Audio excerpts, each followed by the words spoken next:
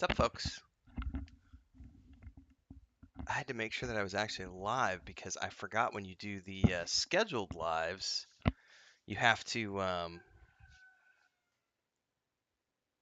it's on a different page. I haven't done a scheduled live in a long time because I usually just go live when I'm ready.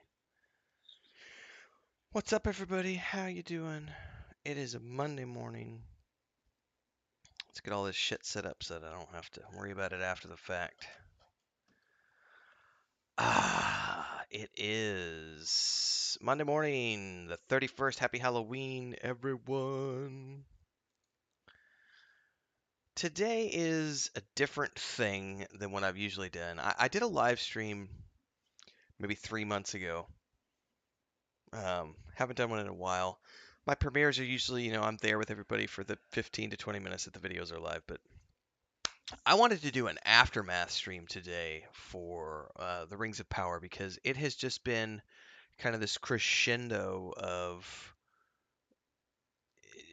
basically, I thought, honestly, I thought that within the first 5 to 7 days after the show was off the air, that would be it. And then we would be on to the next, whatever it is, whether it's, the upcoming Willow show or, covering season 2 production of Wheel of Time.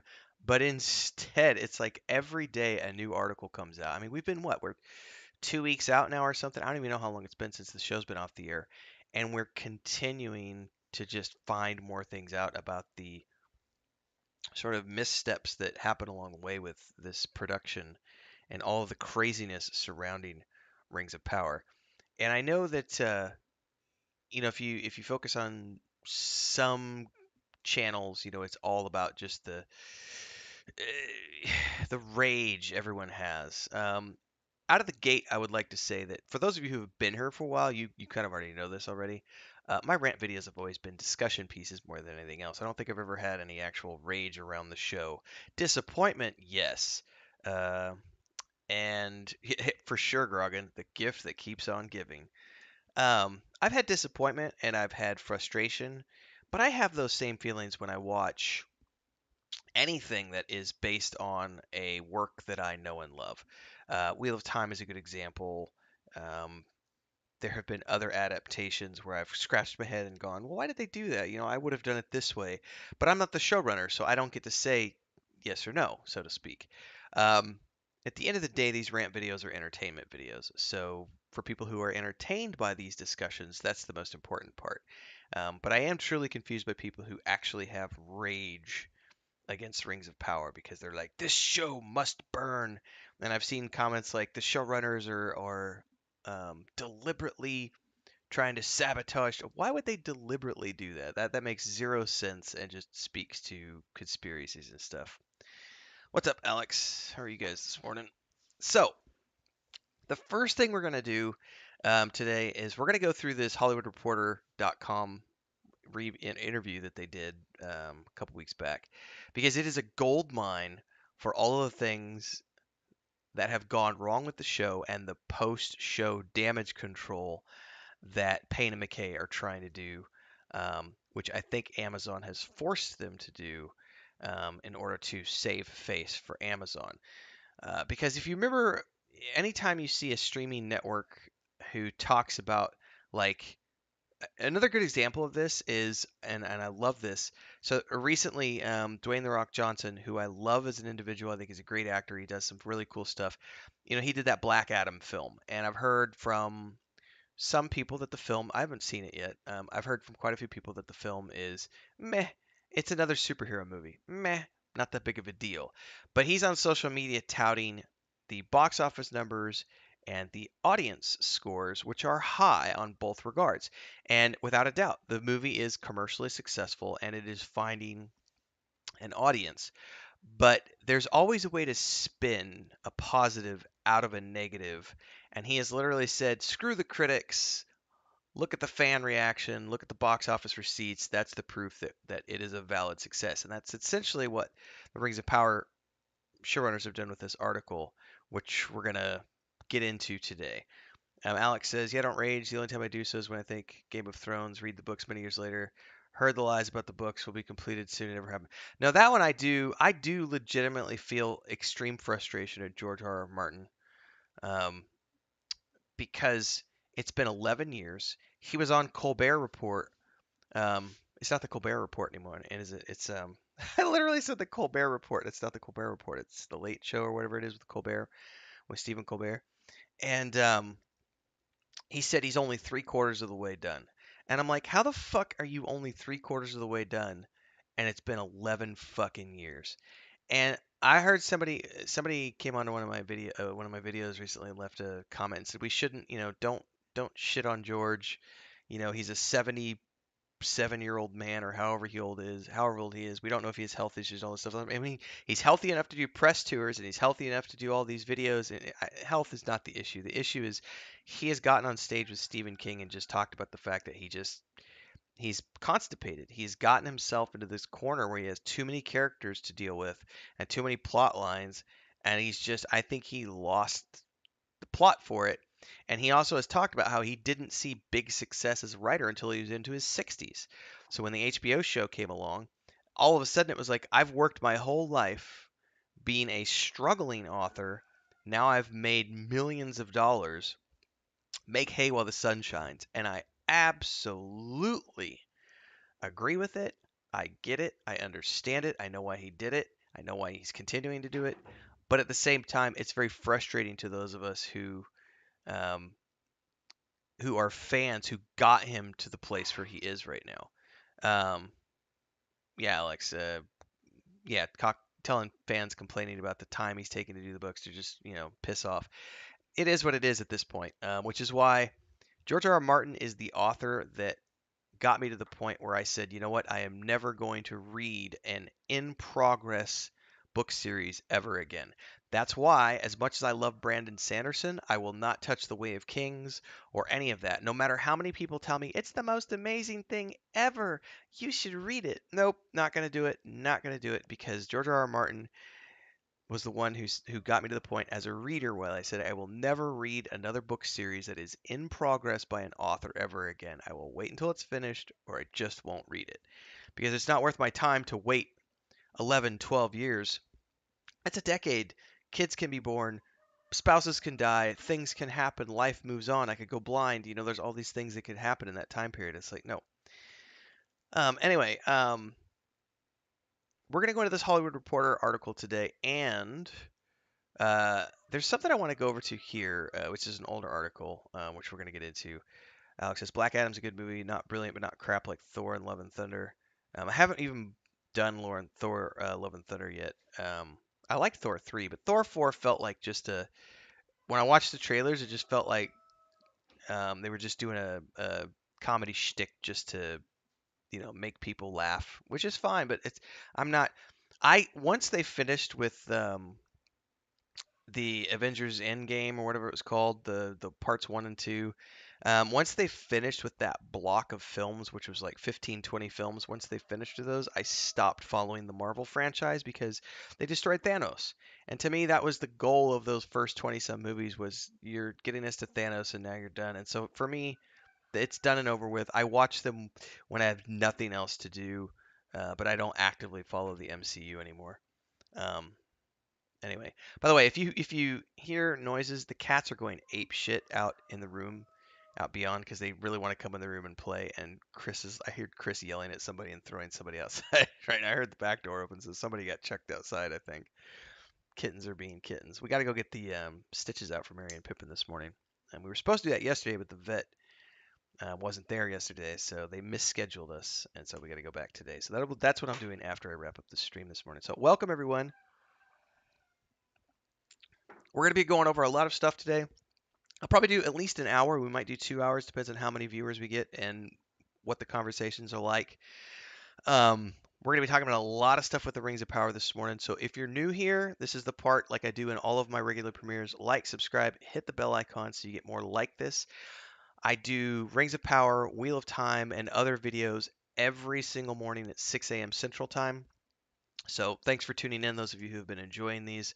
I know we have a lot of European guests as well. I put them out so early in the morning that way we can get the European crowd as well as they come around when people in the U.S. start to wake up. And I've got a lot of people who, read and listen and watch on their way to work. So thanks to those of you who have been hanging out for the past few months. Um, if you like what you hear today, don't forget to support. It's really simple. You can join as a member of the Adventurers Guild. There are 3 memberships down there. We do a lot of private videos for members. The Battlestar Galactica rewatch right now. I live stream games most days of the week for a few hours in the evenings. Check those out. And don't forget, you can also do on these videos super chats and stickers to support. And you can also do super thanks on older videos as they get uploaded. Meanwhile, this is an older article, but the reason I brought it up, I actually came across this last night. What's up, Freddie? How are you doing? Um, the Tolkien estate can veto pretty much anything in Amazon's Lord of the Rings. Now, this is an older piece from August of 2019. And what's interesting to me is, several years ago now, we got this report from, by the way, I just pulled the one from AV Club, but there's lots of reports on this. This is when Tom Shippey was being brought on board, or after he had been brought on board as a consultant to ensure on behalf of the Tolkien estate, and here's the stuff I want to highlight, that the main shape of the Second Age is not altered. Now, bear in mind, this was when Christopher Tolkien was still alive at this point. He passed in, I think it was January of 2020. So up until this point, Chris Tolkien was still alive, and Tom Shippey was still a part of it as a consultant to ensure, and I quote here, that the main shape of the Second Age is not altered. In other words, the established canon that J.R.R. Tolkien establishes books cannot be altered by anything that Amazon does. And it says here that the estate maintains power of veto on any content that Amazon has in mind, on top of which the first and third ages are completely off limits. So what's very interesting here is if you dig into the report in greater detail, and this is from a few years ago when, again, Christopher Tolkien was still alive, and Tom Shippey was still involved with the production. The reason that Shippey was involved was because he knew backwards and forwards, and he was in a better position mentally and age-wise to serve as that bridge point between them and Chris Tolkien and the Tolkien estate. Chris Tolkien being, 90 plus years old at this point and in declining health. But very important here is that the family or the estate maintains power of veto. This is very important because I did a video a couple weeks back on the. Uh-oh, Chris is bringing somebody in here. Did somebody do something naughty? What's he doing? Frodo is having the zoomies and he's attacking everybody. Mama said you're being naughty. Mama says you're being naughty. Yeah, you're gonna attack my microphone. So Mr. Frodo has the zoomies apparently this morning. Yeah, he was attacking his older sister today, and she got mad, and he wants to go out. What time is it? Is it still dark outside? You should probably, yeah, just do what you need to do. We don't let him out when it's still dark outside because there's lots of stray males in the woods behind our property. And Luke and Leia go out every morning. Is Smeagol in here too? Luke and Leia go out every morning because they're big and they can fight and defend themselves. But these guys are still only 5 months old. Come here, Smeagol. Hey, you gonna be calm? They're still too little. The male cats are like twice their size, so we don't let them out in the morning. Hey, Smeagol.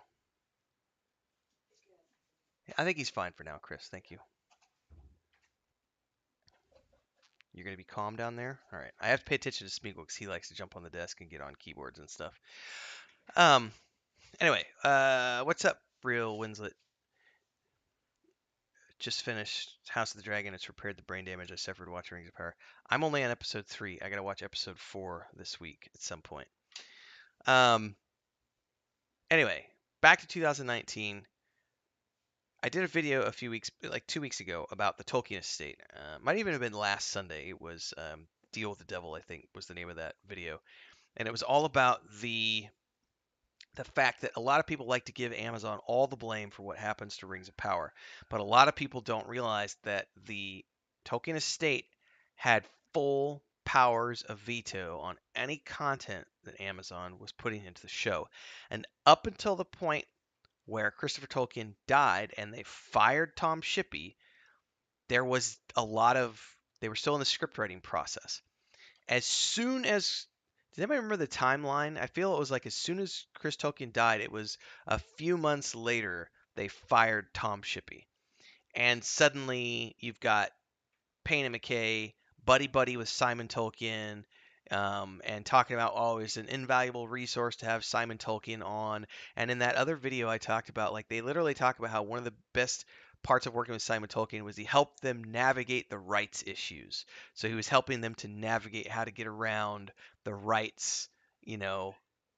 No, do not jump on there, buddy. I see what you're doing. Come here. Come up on the bed. I do have to grab Smeagol because he likes to go places he's not supposed to go. Come here. You're so boy. You're a big boy. By the way, Smeagol, we were joking because for about 6 weeks there he was coughing a lot, and we were joking that because we named him Smeagol he was going to turn into Gollum because all he was doing was like ha, and he has since gotten better. He hasn't coughed in. He had a coughing fit a couple weeks back, but not too big. We thought he might have asthma, but I think it was just something in his throat. All right, naughty boy, you stay there on the bed while I'm doing my video because I don't need you jumping on the desks. So I don't put all the blame in Amazon's court. I put a lot of the blame on Simon Tolkien and the Tolkien estate because they have full power of veto and have chosen to do what they want to do instead of actually paying attention and doing things the right way. And I think a lot of that is just because, okay, hang on.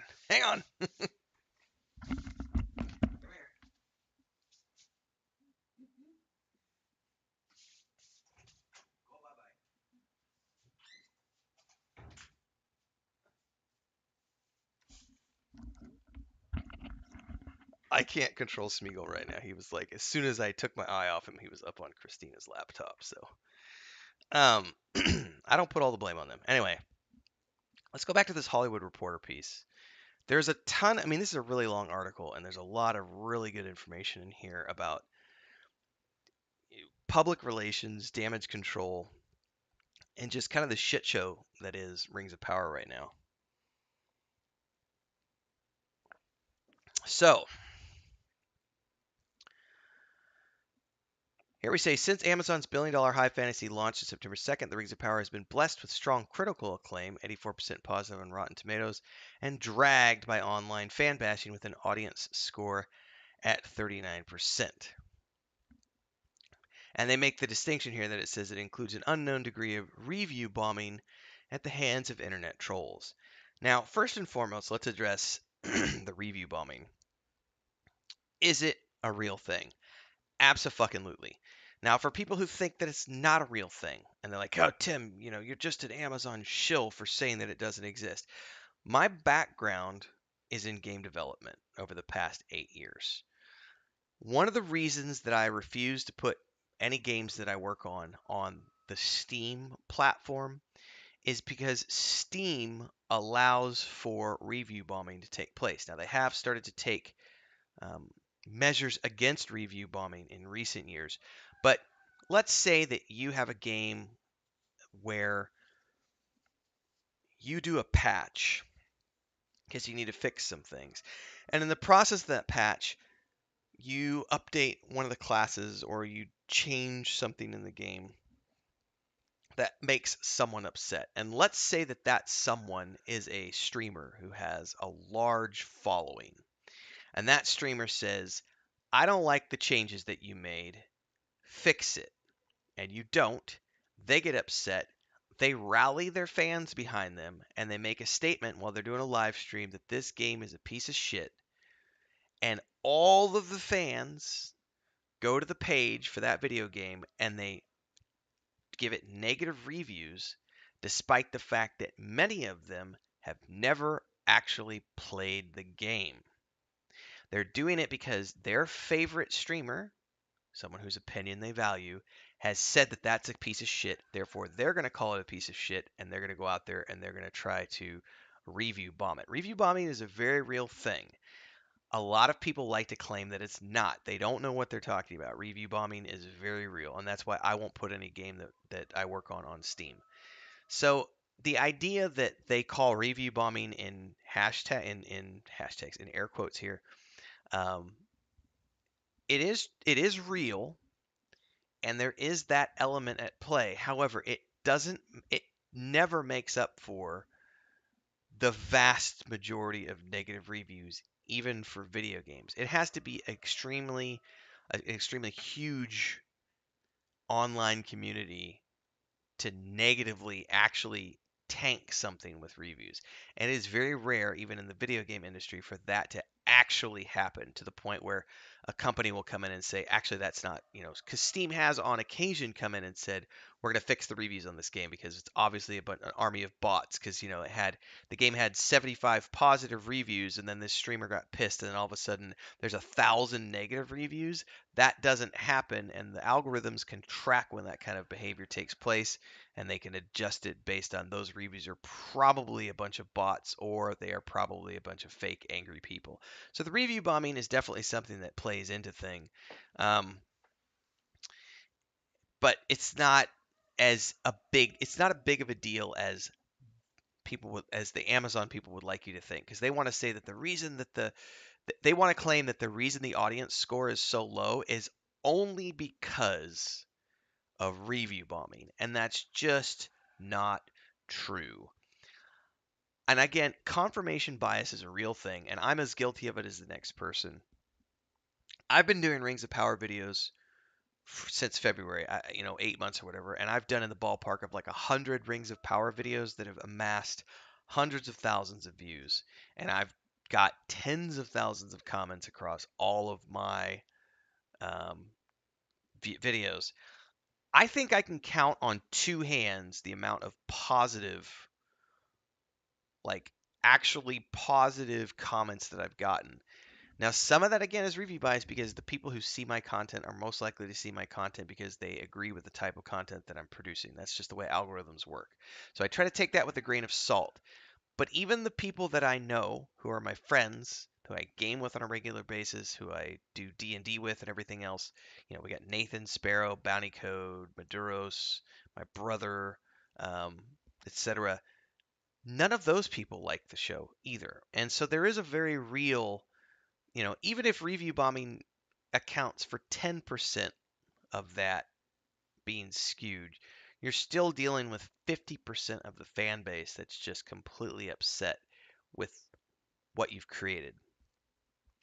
Positive, and on the flip side of that, Winslet says review bombing is real, but there's also positive review bombing.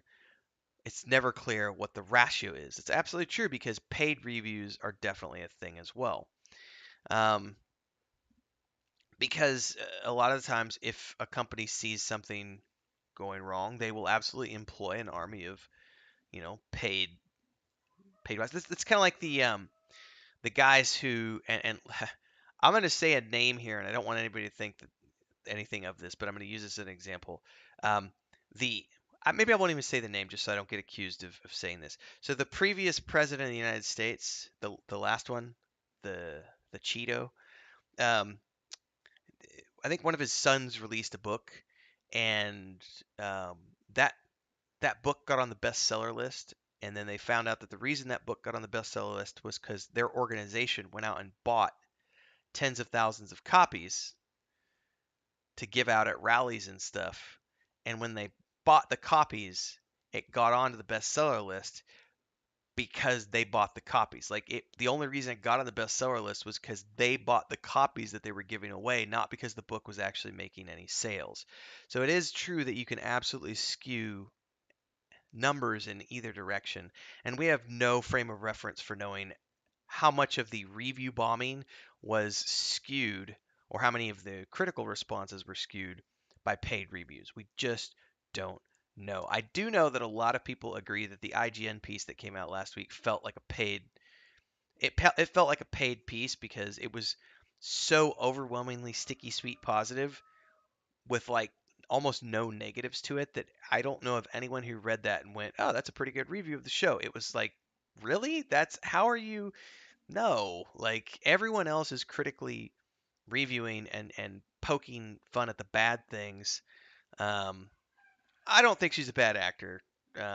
I think she had bad direction. I've seen some of her other stuff, and I don't think she's a bad actress, but I think she was given very bad direction. I think that the showrunners filled her head with a lot of nonsense of who this character is or should be. Um, Same thing with the Princess Disa character and Bronwyn's character, because the actresses were out there making these bold claims about, you know, it was an interesting scenario. But I can't say that she's a bad actress. At least from my perspective, I think that her acting in Rings of Power was very bad. But I've also seen her do things that were good. And the same can be said for I love Jeremy Irons to death. Jeremy Irons has given some of the best performances of his career in many films that I've watched. Go watch Jeremy Irons. If you've never watched this film, go watch it today. Go watch the Dungeons and Dragons film that came out in like the late 90s, early 2000s with Jeremy Irons as the bad wizard, the bad guy. And you will see a brilliant award-winning actor phoning in a ham performance for a paycheck, and it is honestly, to this day, stands out as one of the worst performances of any actor that I have ever seen, ever.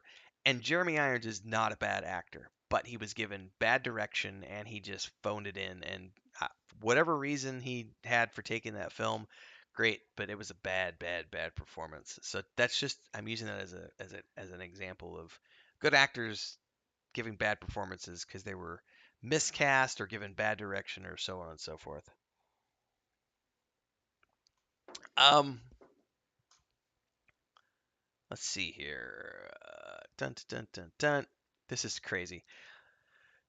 Payne and McKay say here it says these first two showrunners who embarked on an unexpected journey nearly 5 years ago to make their J.R.R. Tolkien passion project and have now found themselves, as McKay puts it, on the fault line of the culture war, with everyone from armies of anonymous Tolkien fans to the two richest men in the world weighing in. It ain't easy to focus on writing scripts and managing a cast and crew of 1,300 in the most complicated TV production of all time when Elon Musk is slagging you on Twitter. Some of the what's hardest to hear is the cynical point of view that this is a cash grab, McKay says. It's like, oh my God, the opposite. This is the most earnest production. There's not a paycheck for anybody. This is a labor of love. All right, before we even can, we can't even go any further. The there's a whole bunch of stuff we have to dissect here. All right, McKay complaining that we're on the fault line of the culture war. So that's their own fault because when Peter Jackson did the Lord of the Rings films 20 plus years ago, um, there was absolutely an uproar from hardcore fans. Like I literally had someone, and these are the type of people who were around back then. I had somebody on my video from a couple days ago today leaving a list of ranty reasons why he hated Peter Jackson's film adaptation. Some of the reasons he listed, he literally wrote paragraphs about how Gandalf's hat was blue in the books and it was gray in the films. Therefore, Peter Jackson should be drug out and shot because he didn't pay attention to the source material and he had Gandalf's hat as gray instead of blue. That's the level of stupidity, and I'm going to call that stupidity, that some people have when they look at adapting. They want the adaptation to be so specifically true to the book down to every last little whisker that's described on someone's face. That's you can't do that with an adaptation. You cannot do that with an adaptation. So, if you go back to Peter Jackson's production, the complaints that a lot of people had were just around him making modifications to the books, and some of those were legitimate. I was definitely up in arms about Glorfindel not being there and Arwen replacing Glorfindel, and then I watched the entirety of the film trilogy and I went, "Oh, I understand why they did that now, and I actually approve of that change for the film version. I still prefer the books, but in the film version, I appreciate what they did with the Arwen character."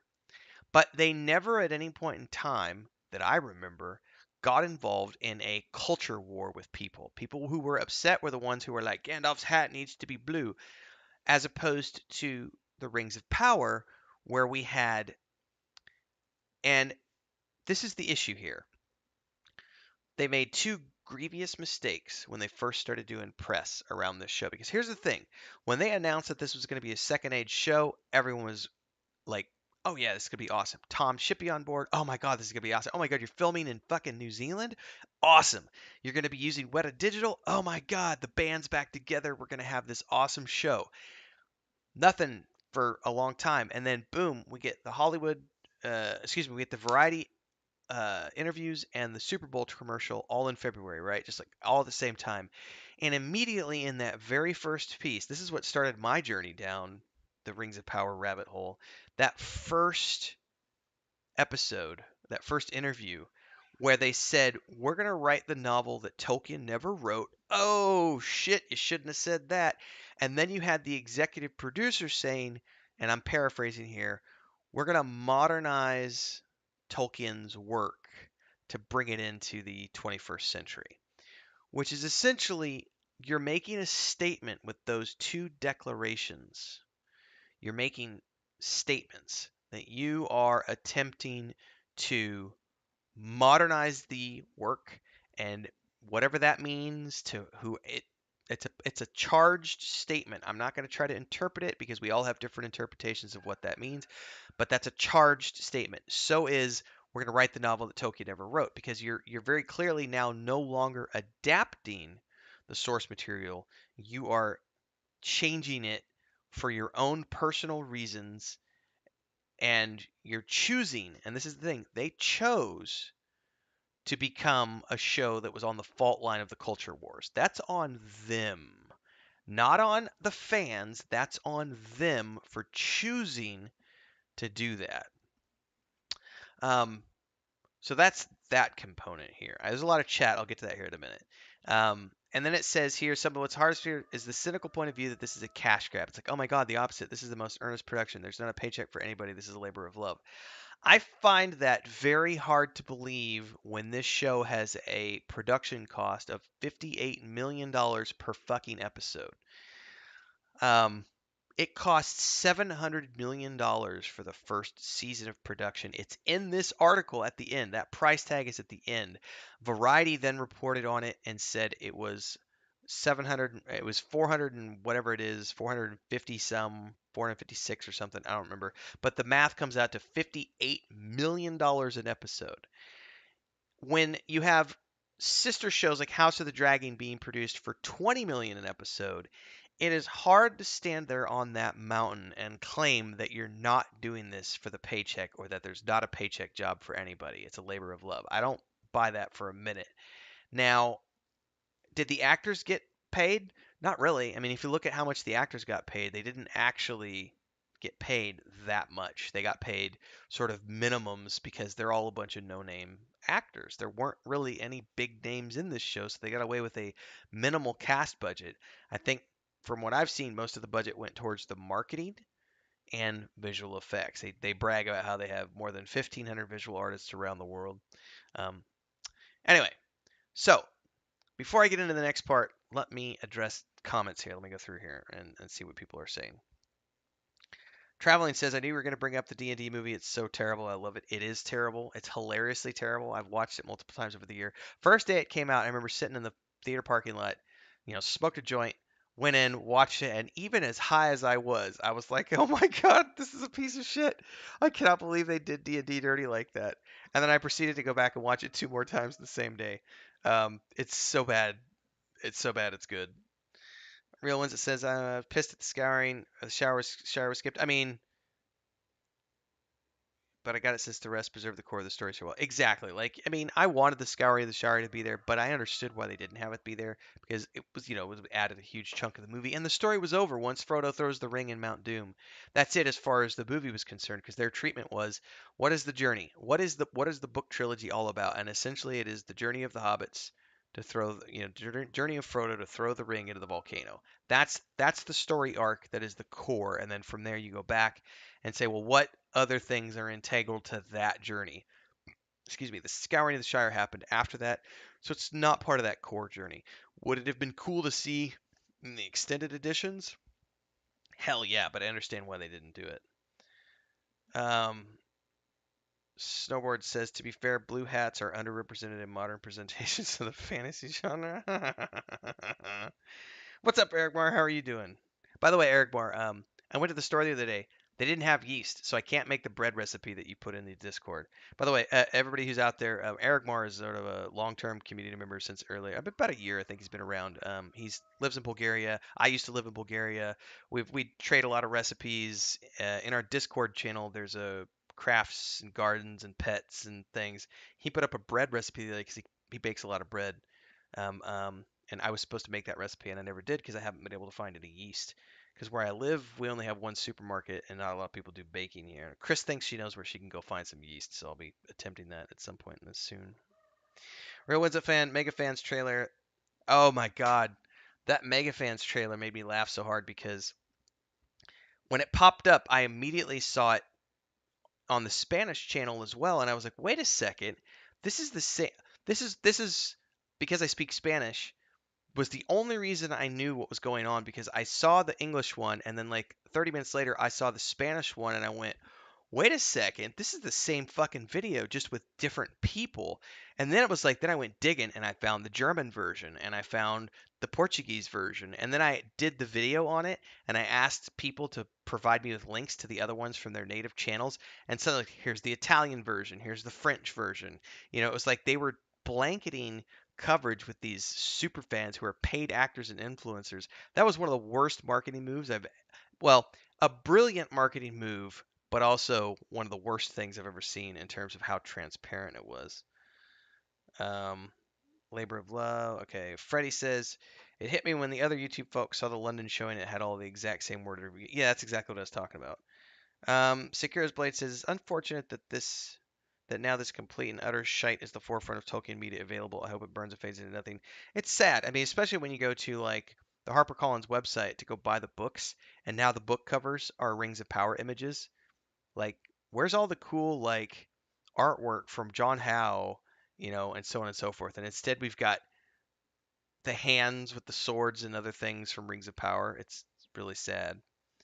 Um, I covered this in an episode recently, Alex. First season of GOT was 6 million episode. I actually covered that in as a couple days ago. I did an episode. I think it was on Friday or Saturday, um, on the budgets between etc. And I did bring up the Game of Thrones things, and I talked about how 6 million episode. And they created a world-renowned, groundbreaking show in 6 million episode because their focus wasn't on visual effects. It was on getting the best actors, the best acting, tight dialogue, and just making sure that those characters bled onto the screen. As opposed to Rings of Power, it was like, look at our visual effects. Oh my God, they're so good. You'd love to hear a Clerks 2 Randall rant about the Rings of Power. Ah! 3 rings. One ring to rule them all, one ring to find them, one ring to bring them all, and in the darkness find them. Oh my God, that scene with Randall. Oh. Snowboard says, I haven't seen an influence campaign this bad since the Fire Festival. I don't disagree. Real Wins It says, glad I have 4 copies already with better artwork. Yeah, I have the red faux leather slipcase bound hardback, which is the all-inclusive version that came out, I don't know when that was, late 90s, early 2000s. I've read through it twice back in the day, and then it's been in storage since then. So that's the version I have. And I had at one point, when I was growing up, they're dog-eared and taped together now, but they still exist. Um, the copies that my dad had, which had Tolkien's original work on them, they were from the 70s. So he got them during the 70s, and they're the like cream colored paperback with Tolkien's paintings. And then I read the shit out of those when I was growing up to the point where the pages started falling out and the covers were falling apart, and so they're all taped together.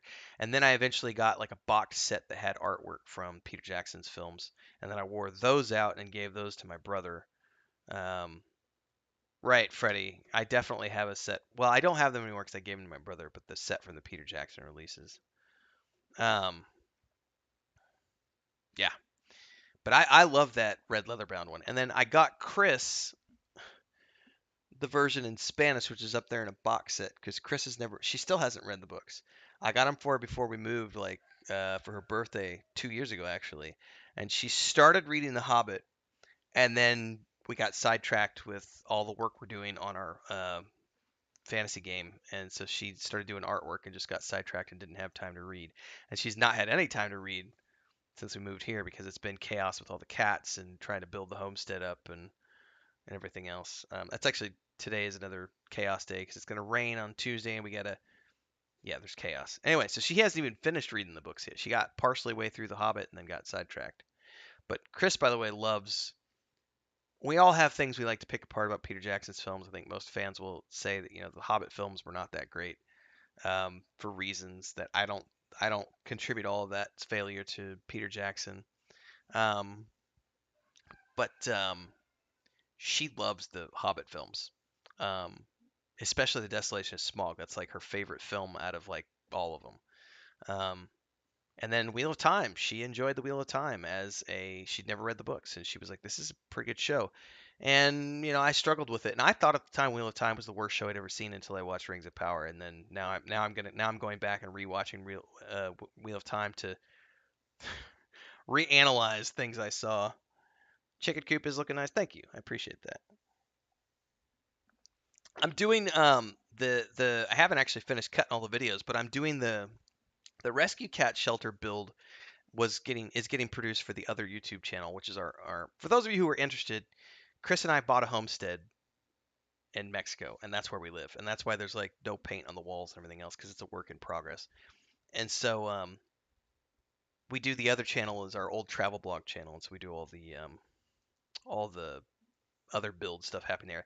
The chicken coop I did here because it's related to a video games. I took inspiration out from the Lord of the Rings Online. So anyway, thank you for that. I appreciate that. Work in progress. We actually have to stop progress this week because it's about to rain and I got to get sheet metal and stuff, and they're not going to be able to deliver it before it rains. So I'm at a standstill until I get more stuff ordered. Um, Desolation Smog, almost my favorite Hobbit film, says Honey Bun. Movies are not as good as the Lotra trilogy. No, they're not, but they're okay. Snowboard says, "Did I see your cats moving around under a laundry basket earlier?" Yes. I have to. This is Yes. That was a couple videos ago. I had Mary and Pippin are in cones right now because they got spayed last Sunday. And we're supposed to get the stitches out yesterday, but the vet techs misscheduled us. We're actually going in at like in about what is it's about 7 o'clock. In 2 hours we're going back to the vet to get their stitches out today. So Mary and Pippin are in cones and they were being obnoxious yesterday. So Chris just put them in the room. We put one in the cat carrier and one under the laundry basket. And while I was recording the video, Mary was pushing the laundry basket around the floor. It was making a horrible racket, and she was crying nonstop. So eventually, towards the end of the video, I took her out and brought her up and showed everybody. But she was definitely pushing a laundry basket around. uh, Hobbit films are cinematic masterpieces compared to Rings of Boredom. Yes. Thanks, Kiros. I appreciate that. Says love this channel and the chats. Really hope you get loads of followers, views, etc. It's been good. Channel's growing pretty good. Um, Real Winds at Sand says Hobbit. I fell asleep right at the start during the meal Bilbo makes for the dwarves. It is what it is. Different people have different takes on things. But yeah, Sekiro, thank you. The channel is growing well. I'm not doing as much video game streams right now as I was doing a couple weeks ago, mostly because I've been outdoors while the sun was out, working on getting like the cat shelter and the chicken coop built. And I'm building all that by hand, so it's a hand saw and hammer and nails, no power tools. So it's been sunny for like 8 or 9 days, but the rain is coming Tuesday night, and so I'm gonna have like at least it looks like at least a week of rain, so I'm not gonna be able to do anything. So I'll probably be doing more game streaming as well. But yeah, for those of you who haven't already done so, don't forget I'm gonna do my commercial right now. So if you've already heard this before, you can tune out. Like, subscribe, hit the bell icon on these live streams like this. If you want to support, super chats down there. Throw whatever you can at the channel. It's a great way to say thanks for the content I produce. You can join as a member. We have 3 tiers of memberships. You can do super thanks after the fact, and there is a Patreon page if you like fantasy stuff. My wife and my brother and I have a 5th edition tabletop setting that we live stream every Sunday night. We have a point and click adventure game in that world and a book series, and that's all done through our Patreon page. So check all that stuff out. All right, let's get back to this. The call from the lawyers came into Amazon on a Friday in 2017. The Tolkien estate was entertaining proposals for Lord of the Rings show. Prime Video, along with every other entertainment company, was looking for the next Game of Thrones. Amazon's founder, Jeff Bezos, was a longtime Tolkien fan. Going after the Lord of the Rings was a no-brainer, and an eternal fellowship was assembled to figure out how to beat other prospective bidders. By the way, someone in the chat, I don't remember where it went, somebody in the chat earlier had said something about they would like to see an interview with Bezos. Good luck with that. Um, he doesn't. Yeah. I would imagine that heads are rolling because they wanted to create. If you remember Game of Thrones, they literally wanted to recreate Game of Thrones, and Game of Thrones during its early seasons, there was no negativity about anything because everyone considered that to be like the golden child of what an adaptation should look like. George R. R. Martin was involved. He was there consulting, and everything was being done the way it should be done, and it was a golden child until they got to the point where they were adapting material that hadn't been written yet. Well, in other words, they weren't adapting anymore; they were creating, and that's when they lost the plot. Um, I would imagine that heads are rolling at Amazon right now, which is why I did that video the other day about the showrunners being fired, perhaps because reports suggest that no one is happy because instead of creating that water cooler show, there is this divisive, yeah, there's this show that has split. You have some critics who love it, some critics who hate it, some fans who enjoy it, most fans who hate it. It's not a show that is universally loved like Game of Thrones was. And so I think that they thought they had a guaranteed hit because Peter Jackson's films were, I use this term, and I know some people don't like it, but Peter Jackson's films were universally loved. If you're one of the 5 people who hated Peter Jackson's Lord of the Rings films, that's you. I mean, you're one of 5 people on the planet. Most people love those films. They won tons of Oscars and established multiple careers and industries and companies.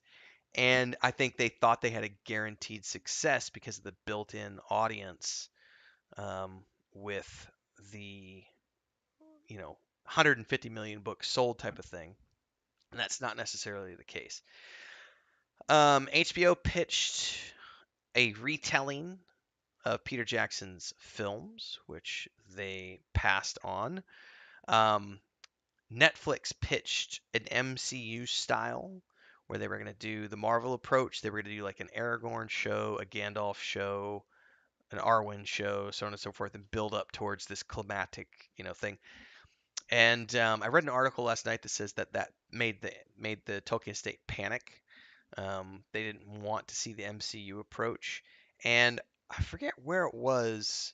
Oh, I remember when it was. I did the um, man, it's been months ago now. I did coverage of the when the Collider Group bought the Middle Earth Enterprises for 2 point whatever billion dollars it was from the Saul Zaentz company. And they immediately committed, because they're a video game company, they immediately committed to making a slew of new games and television productions. And they literally mentioned that they're going to be doing a young Aragorn show, a Gandalf show, a Galadriel show. They're going to be doing shows about all of the main characters. So even though the Tolkien estate doesn't want to do that necessarily, Middle Earth Enterprises bought the rights to everything, and they're just going to go around the Tolkien estate and say, "Nah, we're going to do it anyway through video game platforms and so on and so forth." So it's very interesting to see what they're going to be doing. Um, Negotiating team. I don't really care about this stuff. It's not really important to the conversation. Here, TV co-head Vernon Sanders. There's a lot of controversy in this stuff. He says, "It was our collective passion and fidelity to Tolkien that really won the day." And that's how they got the rights, even though um, they had a smaller bid than Netflix. I do not buy that for a minute. Here's what I understand. The Tolkien estate got what they always wanted, which was a stake in the production. The Tolkien estate got the right to be involved in the creative process, and they got the right in the contract to maintain the power of veto on any content being put into the show. So the Tolkien estate got what it wanted. They wanted a say in what was shown on television. This is why I keep coming back to Amazon is not the culprit for everything here. You have a lot going on, and the Tolkien estate. When Christopher Tolkien was alive, was the one who finalized the deal and everything else, and he wanted creative control over everything, and he got that. Then he died, and the creative control got passed to his son. They fired Tom Shippey, and now we're free to do anything we want and make our own version of things. So this idea that it was our collective passion and fidelity to Tolkien that really won the day, I don't buy that for a minute. What got Amazon the contract, especially if you read the other reports about this, what got Amazon the contract was the fact that they were willing to do what no other studio was willing to do, and that was allow the Tolkien estate creative control in terms of veto power on scripts and have them be involved in every step of the production so that they were hands on. No other studio was willing to give that to them. They got what they want from Amazon.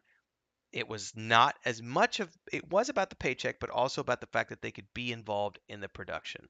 So this idea that it was our collective passion and fidelity to Tolkien that won the day from Amazon Studios TV co-head, don't buy that for a minute. I would bet that some of what you pitched, but when someone is pitching, if for those of you who've never done pitching before, I spent 7 years as a creative director on an MMORPG and the founder of Stormhaven Studios. And we were creating an MMORPG called the Saga of Lucimia, which got rebranded after my brother and I are no longer involved with the project. But the point I'm bringing up is I spent about 4 years, better part of 4 years, pitching to investors. And I did a lot of pitching, a lot of pitching. We did hundreds of pitches. And the one thing with pitching is that people you pitch to, they hear thousands of pitches every year.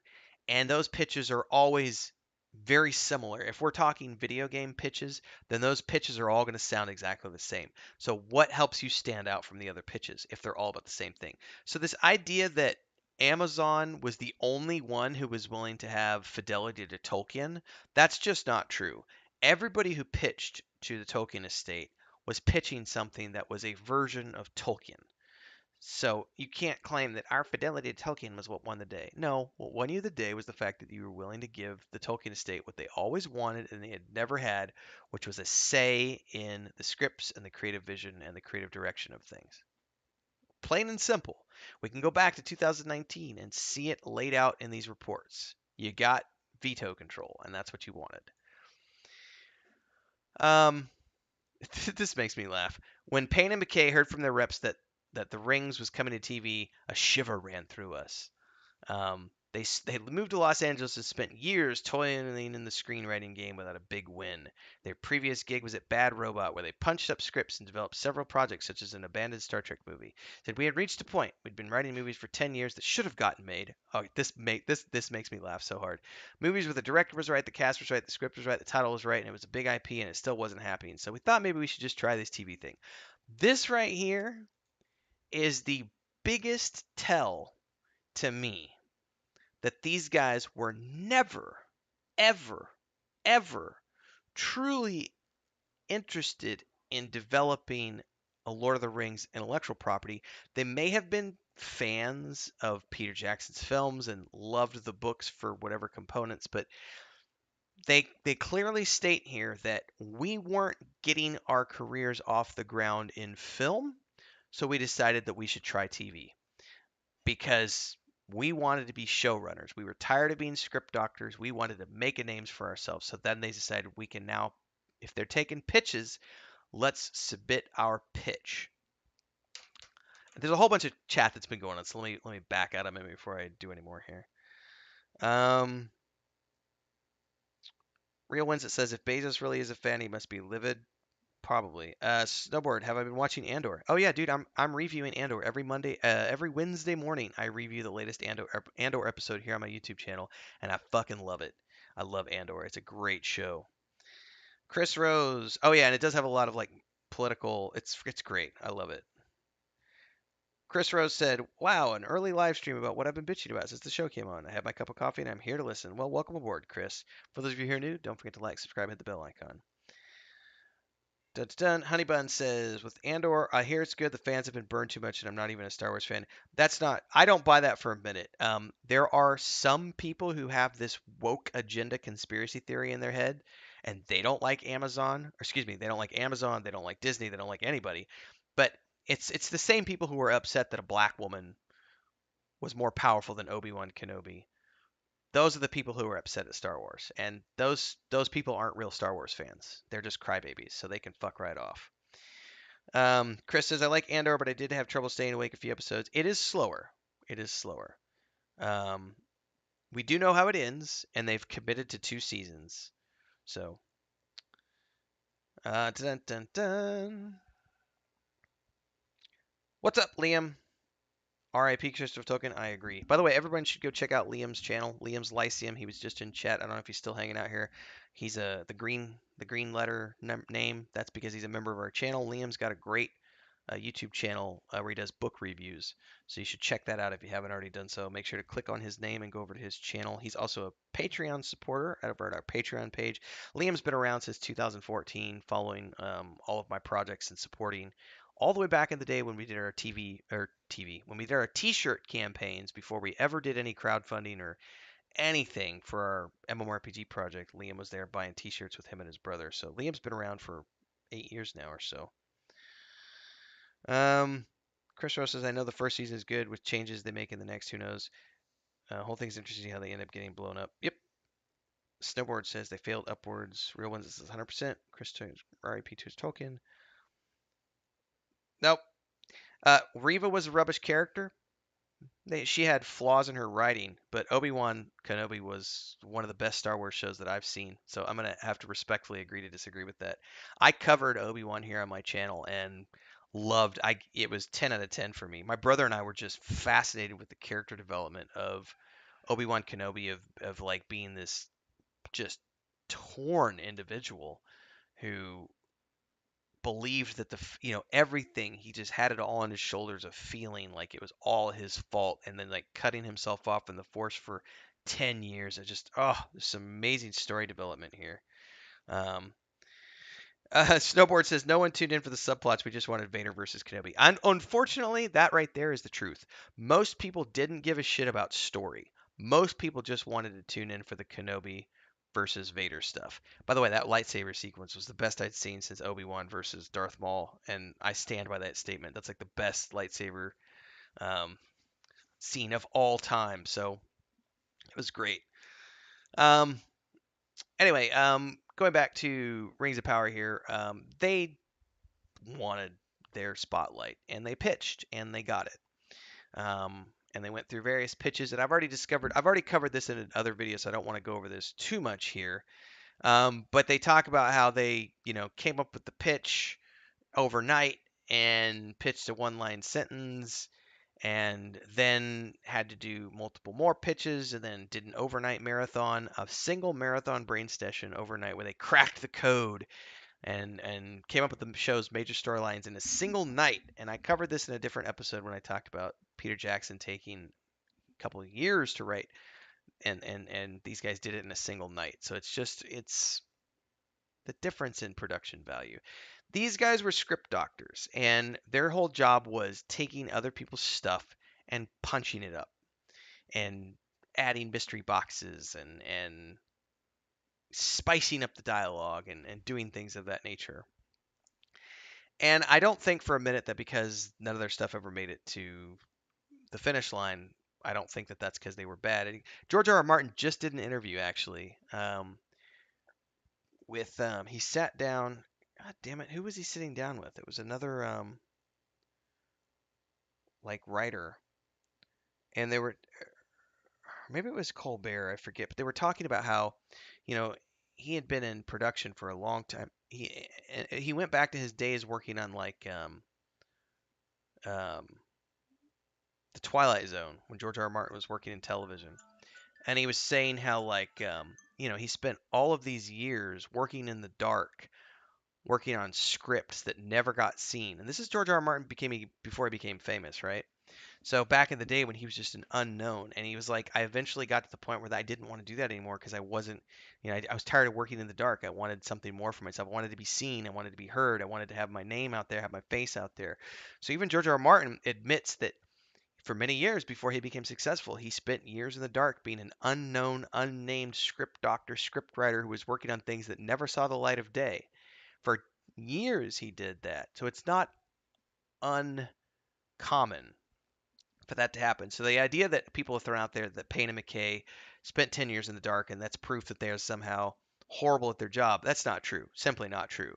They maintained employment for 10 years because they obviously are producing something that is good enough to at least make it through the grinder system of Hollywood. It's just that they hadn't found their big break yet until Rings of Power. Now, whether this remains their big break or they get booted off, as the rumor is that they're going to get demoted, we'll see, but it remains to be seen. 7 more pitches over a 6-month presidential campaign. More proof positive that I feel like these guys weren't really in this because of their passion for Tolkien. It was mostly, hey, this is our chance to get out of that back room and become showrunners. We need to pitch what it's going to sell. And so they focused heavily on the presidential campaign. We're going to win that contract no matter what. By the way, here's when they mentioned the Aragorn story that the Russo brothers pitched. Which, by the way, the Embracer Group has already said. I think I said the Collider Group earlier. It's not the Collider Group. It's the Embracer Group. The Embracer Group said is already going to be happening now that they bought the Middle Earth Enterprises for $2 billion. So they then interviewed dozens of writers, producers, and directors, including the Russo brothers, and then resumes that were much thicker than Payne and McKay's. Um, and this is the point that a lot of people get stuck up on. They're like, Payne and McKay asked mentor and former boss J.J. Abrams to call Amazon to put in a good word, and he did. We feel like that moved the needle. Maybe it did, maybe it didn't. A lot of people have been coming on my videos and shitting on J.J. Abrams and shitting on Bad Robot Productions. And I'm going to say this, um, right here in the open for people. You're off your rocker. Go to Bad Robot's production page and look at the amount of television and film they have produced. Much of that is award-winning television. You've got Lost, you've got Person of Interest, you've got Westworld, you've got just Alias. Holy shit, Alias I've watched through twice, would happily do it a third time. J.J. Abrams and his production team have produced a ton of amazing television and films. Have they also produced some bad stuff? Sure. Amazon Productions has also produced a ton of great television. Bosch, The Expanse, The Boys, Jack Ryan, Reacher, so on and so forth. Have they also had some failures like Rings of Power? Absolutely. That's just what happens when you produce a lot of television or a lot of film. Some stuff's going to stick, some stuff's not. You're going to have award-winning stuff with not so award-winning stuff. It just is what it is. So I do not shit on J.J. Abrams. I like a lot of his work. And I think a lot of people who are like, Bad Robot sucks, you don't know what you're talking about. You really don't. You need to go back and look at their actual IMDb page. Let's do some comments here. Dun, dun, dun, dun. Alex says, I think they made Kenobi look like a bumbling, weak idiot instead of a powerful, wise Jedi Master. That's because he was a bumbling, weak idiot. His disconnection from the Force for 10 years. From a storytelling perspective, it made absolute sense. He literally felt like the fall of the Jedi Order and the fall of his friend. It was so devastating to him. He ruined the Jedi Order. He got all the Jedi Masters killed. He was the one who let Anakin turn. And then he had to kill his own friend. And the weight of that destroyed him. He was no longer a powerful Jedi Master. He was a broken man. And so watching him come back from being a broken man was amazing, especially as he starts to get a little more of the Force powers back. I loved it. And I know I'm not everyone, but that's just my take on things. I loved it.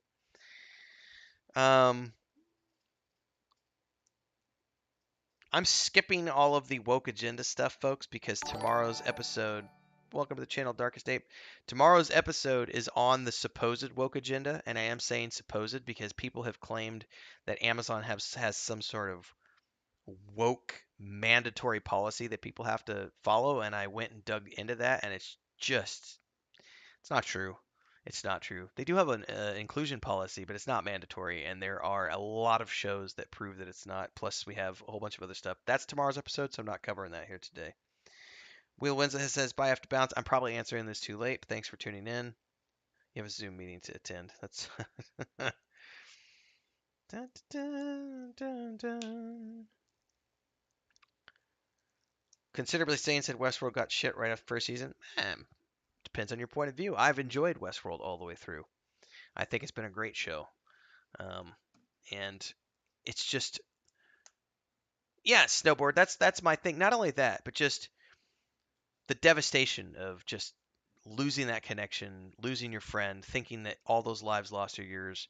That would break anybody. I mean, him not committing suicide was probably the next, that's the next step. Like he was just completely broken. The only thing that kept him going was the fact that he had to watch over this kid, and that was his last like remaining things. From a storytelling perspective, I loved it. Was Reva's character a little poorly written? Yes. Her character did have some cheesy dialogue, as did the little Leia character, the little girl that got to play Leia. But that is what it is. I gotta check my other phone here. I got messages coming in. Anyway, I don't want to get too sidetracked with Star Wars because I've done all my Star Wars reviews. You guys can go watch those at your leisure.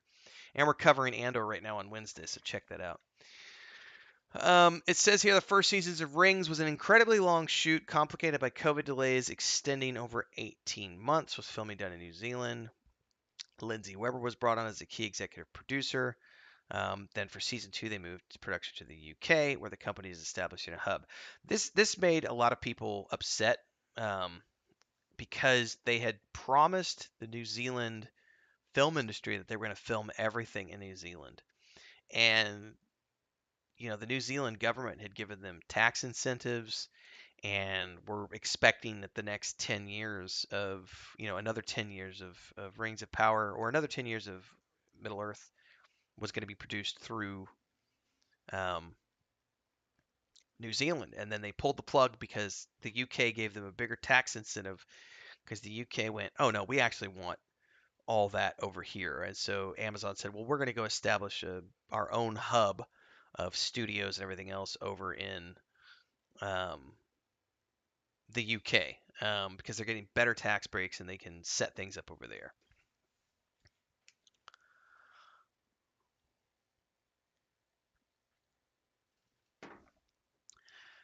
Asked what they've learned since that first season that they're now applying to the second, McKay is candid. He says that could be an answer that takes an hour. The entire making of the show has been a massive learning experience for everyone involved. We had no idea what we were getting into. No one else did either. That's an understatement. The first season's episodes, the team believes, improve as the season progresses. They keep wanting to come back to how the show's September 6th. They keep coming back to the ratings. They're like, the show's sixth episode, its most recent as of the time of this writing, was its most highest rated yet on IMDb. Oh my God.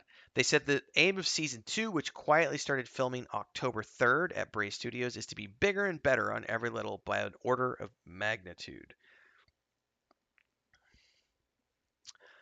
These are the types of statements, excuse me, that I need a sip of coffee there. Hang on.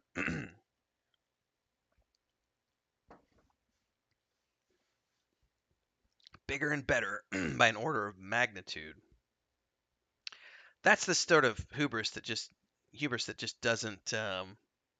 They're not interested in the fans at all. They've got a vision, and they're saying here, our objective is to make it bigger and better. They've made a statement since the first day that they want to create a spectacle. So everything for them is what can we do on a visual scale that looks good. There were some things in Rings of Power that looked good. Numenor looked amazing, but it looked like video game amazing. It wasn't realistic like Rings of Power. It was crisp, clean, super high definition.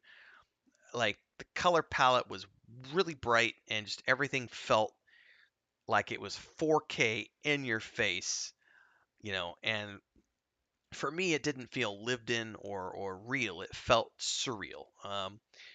And I will say that, they kept bragging about like these fight sequences and how there was going to be more action than any other television show that had ever been filmed when they were doing the marketing for it. And then I watched it and I was like, I don't feel like there was more action that has ever been shown on television before because Game of Thrones has way more action sequences. And furthermore, most of the action is really like poorly done, like slow motion Matrix style combat where it's obvious the guy's on wires. The exception was the wizard fight between the Nazgûls and Proto Gandalf. That sequence for me looked and felt very good. I was like, that looked for me. That wizard, the wizard fight with the Nazgûls, that felt pretty impressive. But most of it was not that good. Dun, dun, dun, dun.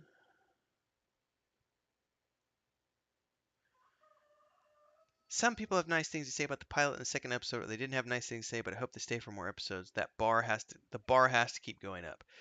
It says criticism they can handle, and they've heard it all. Everything fans have debated, they say. They likewise argued among the creative team. They readily admit, for instance, that some of the first season episodes lack the urgency fans expect from Tolkien adaptations. It says one of the big things we learn, even when it's a small scene, it always has to tie back into the larger stakes. The problem was you didn't give us any stakes. It was literally Galadriel running around and claiming, Sauron's coming back, Sauron's coming back, Sauron's coming back, and no one gave a shit. Like, and then because no one gave a shit, you had to invent some stupid mithril retcon story where the elves are suddenly they need mithril to survive because they're gonna die without the light of the Valar. It just whatever. Says there are things that didn't work as well in season one that might have worked in a smaller show. It has to be about good and evil and the fate of the world, or it doesn't have that epic feeling you want when you're in a Tolkien. I don't agree with that at all. Whatever. It says which doesn't mean the show won't continue to embrace small moments. They point out the return of the king. Sam sees a star through the clouds and says all the evil they're facing is but a passing shadow and there's beauty that it can never reach. It's a tiny personal moment but reflects the theme of the entire work, Paint notes. And even the show's loudest critics admit the series looks beautiful and does a fine job of creating and appreciating the wonders of Tolkien's world. That is true, but you can't base your entire show on the fact that the show looks good visually. There has to be a storytelling element because right now you have people tuning out because it's boring. Even my wife, who has enjoyed it to some degree, having never read the books, is a little. She gets very confused by the jumping around of things, and there's no coherent storytelling. And even it was so funny. She was literally going, like the sigil, they made that sigil such a big thing in the first episode. This strange symbol that Sauron is leaving and marking everybody with, and it's on her brother, and then it turns out that it's just a fucking map.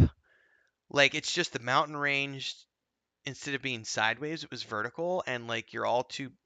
Why would Sauron mark the body of the fallen with this? Why? It makes no sense. Why would the sigil be a mountain range? Like Chris was literally looking at going, this makes zero sense for this to be, some sort of. And I was like, you're right. You're right. It does make zero sense. Go back to comments real quick. Alex says, yes, such things are a big thing for a small country like New Zealand. Absolutely.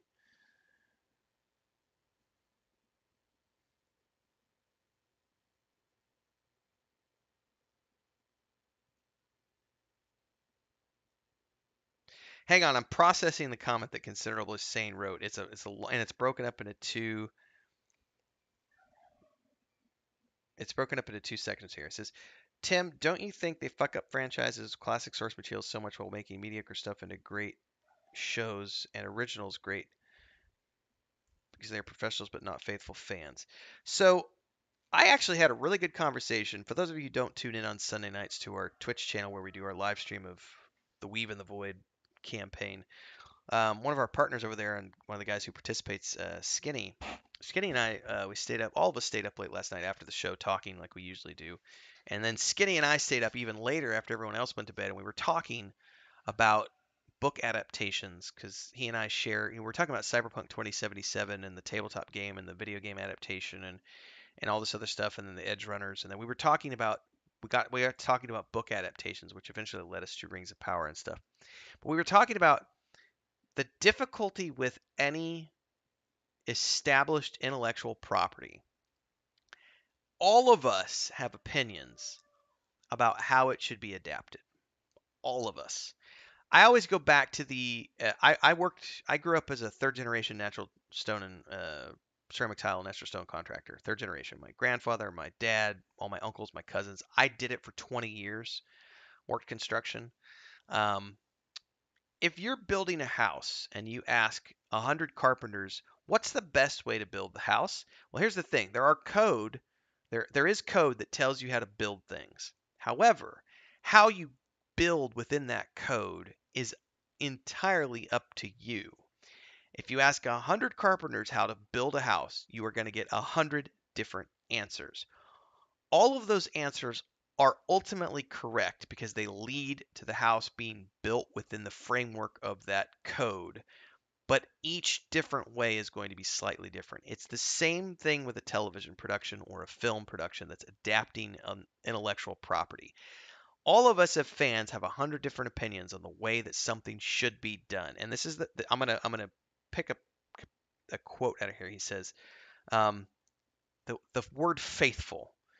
People want adaptations to be faithful. What does that mean? Well, that's going to mean different things to different people. Here's an example. I really liked Peter Jackson's films. I felt that they were a fairly faithful, not 100%, but I felt like they were a fairly faithful adaptation of Tolkien's work that captured the essence of the books. Did they make changes that are, yeah, Aragorn is completely different in the films than he is in the books, but I understand why they did it and it makes sense in the films. He's riddled with self-doubt about who he is and can he surpass the curse of his bloodline. He is not that way in the book. In the book, he is strong, firm, dedicated. He's never afraid. He only has a couple of moments of doubt and it's usually only in the darkest moments. But otherwise, he is very much "fuck you, Sauron. I'm coming for you, bitch." Like he is not afraid of the Dark One, and he's not afraid of his bloodline. So there were changes, but then you have the people who are like Gandalf's hat was blue, and if they didn't make his hat blue in the film, it's a fucking travesty. Faithful is going to mean different things to different people. When you are faithful to an adaptation, you're attempting to adapt what's there. Payne and McKay literally said, "We are writing the novel that Tolkien never wrote." They didn't even make an attempt to be faithful to the source material. They just went off into the wild. So here's what I can say about that. Hopefully this answers your question because it's really saying it is an impossible task to adapt an intellectual property because you're never going to please all the fans. Never, because of that 100 people having 100 different opinions thing. What you're shooting for is something that gets as close to the spirit of the material as possible and pleases as many people as possible and does it, you know, does justice to that source material. You don't do that by creating your own version. You do that by adapting what's already there. You can put your own little spin on things. The hat doesn't have to be blue, as an example, as long as Gandalf is still Gandalf. That's all that really matters. Um, how you get to the end doesn't matter as long as when you get to the end, it's still recognizable as an adaptation. Excuse me. And that's what the Rings of Power didn't do. It didn't even come close to it. So, to answer your question, don't you think they fuck up franchises with classic material? No, I don't. I watch a lot of television, a lot of films, and I play a shitload of video games because my day job is game development. Well, actually, my day job these days is being a YouTube, streamer and full-time content creator, but game development for like 8 years now. And I've been a writer for since 2008, so like 14, 15 years. Um, there, I watch a lot of TV, play a lot of video games. I see a lot of intellectual property adapted in a lot of different ways. And I don't think that it's possible ever to get an adaptation that's going to be 100% right. What you have to do as a fan is accept that there's going to be changes. And as long as you can accept those changes, then you're okay. It's not that these things are mediocre or bad. And here's the thing. As much as I rant about Rings of Power, for those of you who have watched my reviews of the show, I give credit where credit's due. I have complimented components of the show, and at the end of the day, I have always said, no matter what I think about the Rings of Power, at the end of the day, I'm happy that it exists because it brings more fans back to the books. And anyone who thinks that it doesn't bring fans to the books or that it's somehow ruining Tolkien's legacy, I would urge you to actually go look at the numbers because the amount of people buying books right now is huge. Neil Gaiman had a really interesting thing to say about this because similarly, people were complaining about the the recent Sandman adaptation that he was involved in, claiming, "Oh, you made it woke, and Neil Gaiman, you've sold out to Netflix, and no one's gonna buy your books now." And all of a sudden, he's like, "Actually, here's the receipts. Like the books are flying off the shelves right now, regardless of what anybody thinks, because every adaptation sells more books. And at the end of the day, more people buying books is always a good thing because it gets them into the franchise." So I don't know if that really answered your question so much. Because you also asked about making mediocre stuff better, like The Boys. Um, I think the biggest issue here is when you, and this is something that Skinny and I talked about last night. When you're adapting something, you want the best, most capable captain at the head of that ship, and a couple of showrunners who have never, ever, ever ran a show before. Same thing with Wheel of Time.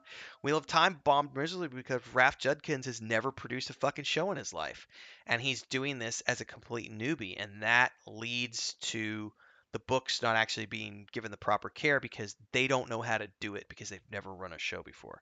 That's my long rambling answer to that question. Um, Chris says, "Where did the money per episode go?" Marketing, pretty sure. Snowboard says they must have foreseen angering the fan base. I don't think they did. I think they pitched a story to Amazon, and I think that they thought their pitch. This is the issue with surrounding yourself with yes men. When you surround yourself with yes men, you think it's going to succeed no matter what. Why do you think they fired Tom Shippey? Because Tom Shippey was there, in my opinion, constantly poking. Hey, that's not right. You can't do that. That's gonna fuck up. That you can't do that. No, no, no. That's not lore appropriate. And they eventually said, you know what, old man, fuck off, and they fired him. And then they were able to do whatever they wanted because they surrounded themselves with yes men, and that is what you get into. Um, how close to the lore could they get really without avoiding copyright trouble? Well, the Tolkien estate is notorious for suing the shit out of people. There is a brilliant the Tolkien is this is brilliant. So if you remember correctly, Tolkien. I'll have to pull up the link one of these days and go over it on a live stream, or just do a video about it. Um, there was a guy. If you remember correctly, Tolkien made the claim that the Lord of the Rings was actually his translation of this was the Red Book of whatever it is. I forget what it's called now. He claimed that the Lord of the Rings was his translation of that old telling. So someone else went out there and did their own version of things and released that as this like book as part of their college. I have to look it up again exactly how it went down, but he created his own alternate version of the Lord of the Rings based on his translation of that book, which Tolkien claims to have translated to make the Lord of the Rings. And the Tolkien estate sued him because they claimed that he was ripping them off and everything else. And he actually took them to court and he won. He won the case against them because he was like, your dad, your grandfather, or Christopher Tolkien was the one who took him to court. He's like, your dad claimed that this was a translation, so I just provided a different translation. I have a different way of translating that original text, right?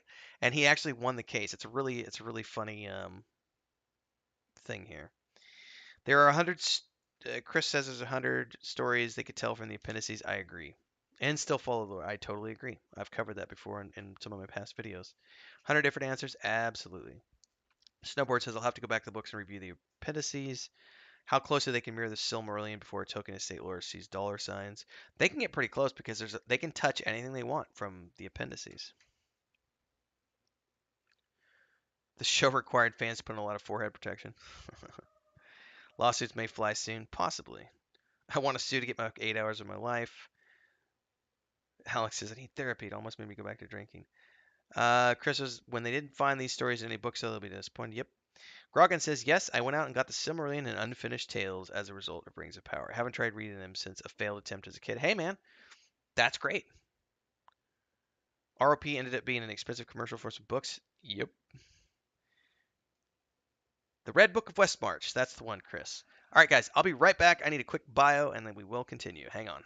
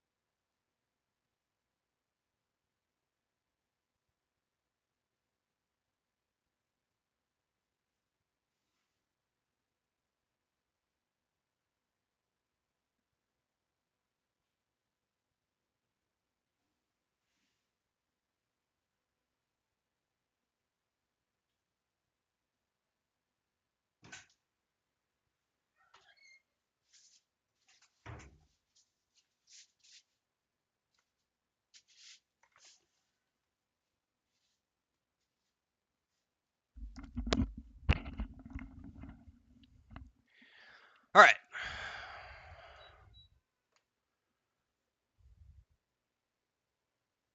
Don't see a lot of bathrooms in video games. You know he's a gamer because he says I need a quick bio. Oh, oh, that's funny, Alex. Oh man.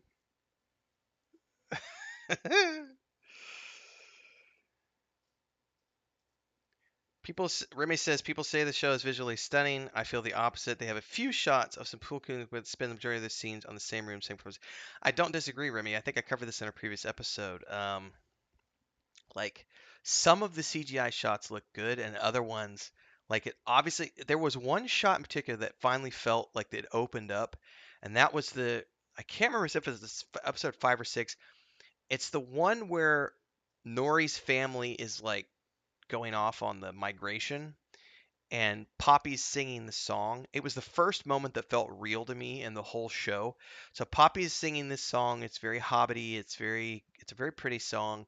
Very good lyrics. Very well written song. And the visuals as they're traveling are these majestic New Zealand landscapes. And that looked visually amazing. And then some of the stuff from Numenor looked good. But like uh, Linden looked like a closed set and it always looked boring to me. It's like, oh, you have a tree and a table. Great. It does not portray majestic forest other than some of the exterior sweeping wide shots of this majestic forest, but all the interior shots sucked. Same thing with Khazad-dûm. The shots when Elrond first comes in and you see like all of Khazad-dûm in its glory, the wide shots, those look very, very good. But the all the other shots were like you're on an enclosed set and it looked very boring. So yeah, Remy's got a good point there.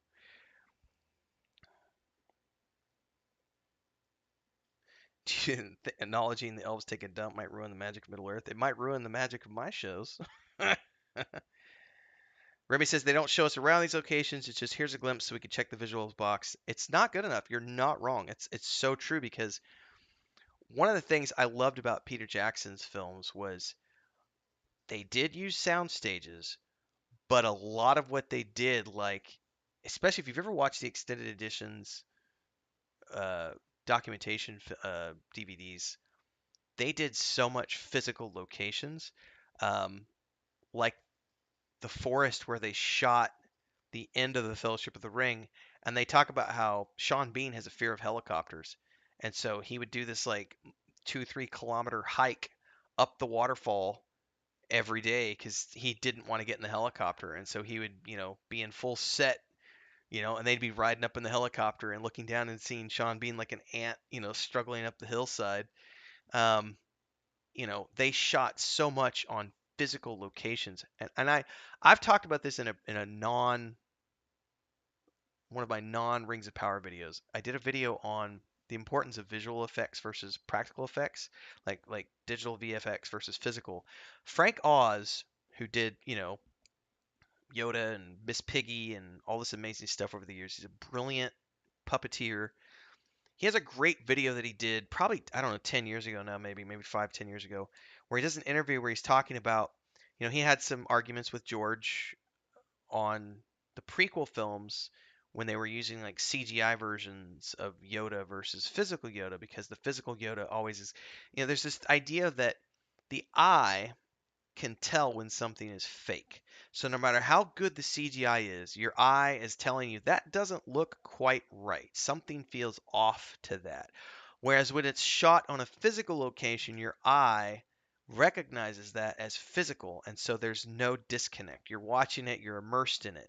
And then the moment that you start seeing green screen, your brain knows that something's going on there. So he did a very good analysis of how good CGI is where they take a real set, or excuse me, a real like a real location, and they blend a set and green screen into that real location so that the brain has a hard time telling whether or not it's actually being tricked or not. Whereas when it's all filmed on green screen, it's easier to tell because your brain is like going, "Hang on a second, this feels off to me. Like what's going on here?" Um, so yeah, you can't just have a visual checklist for wide shots. There has to be more to it. I want to see Chuck Norris appear in Rings of Power and kick the crap out of him.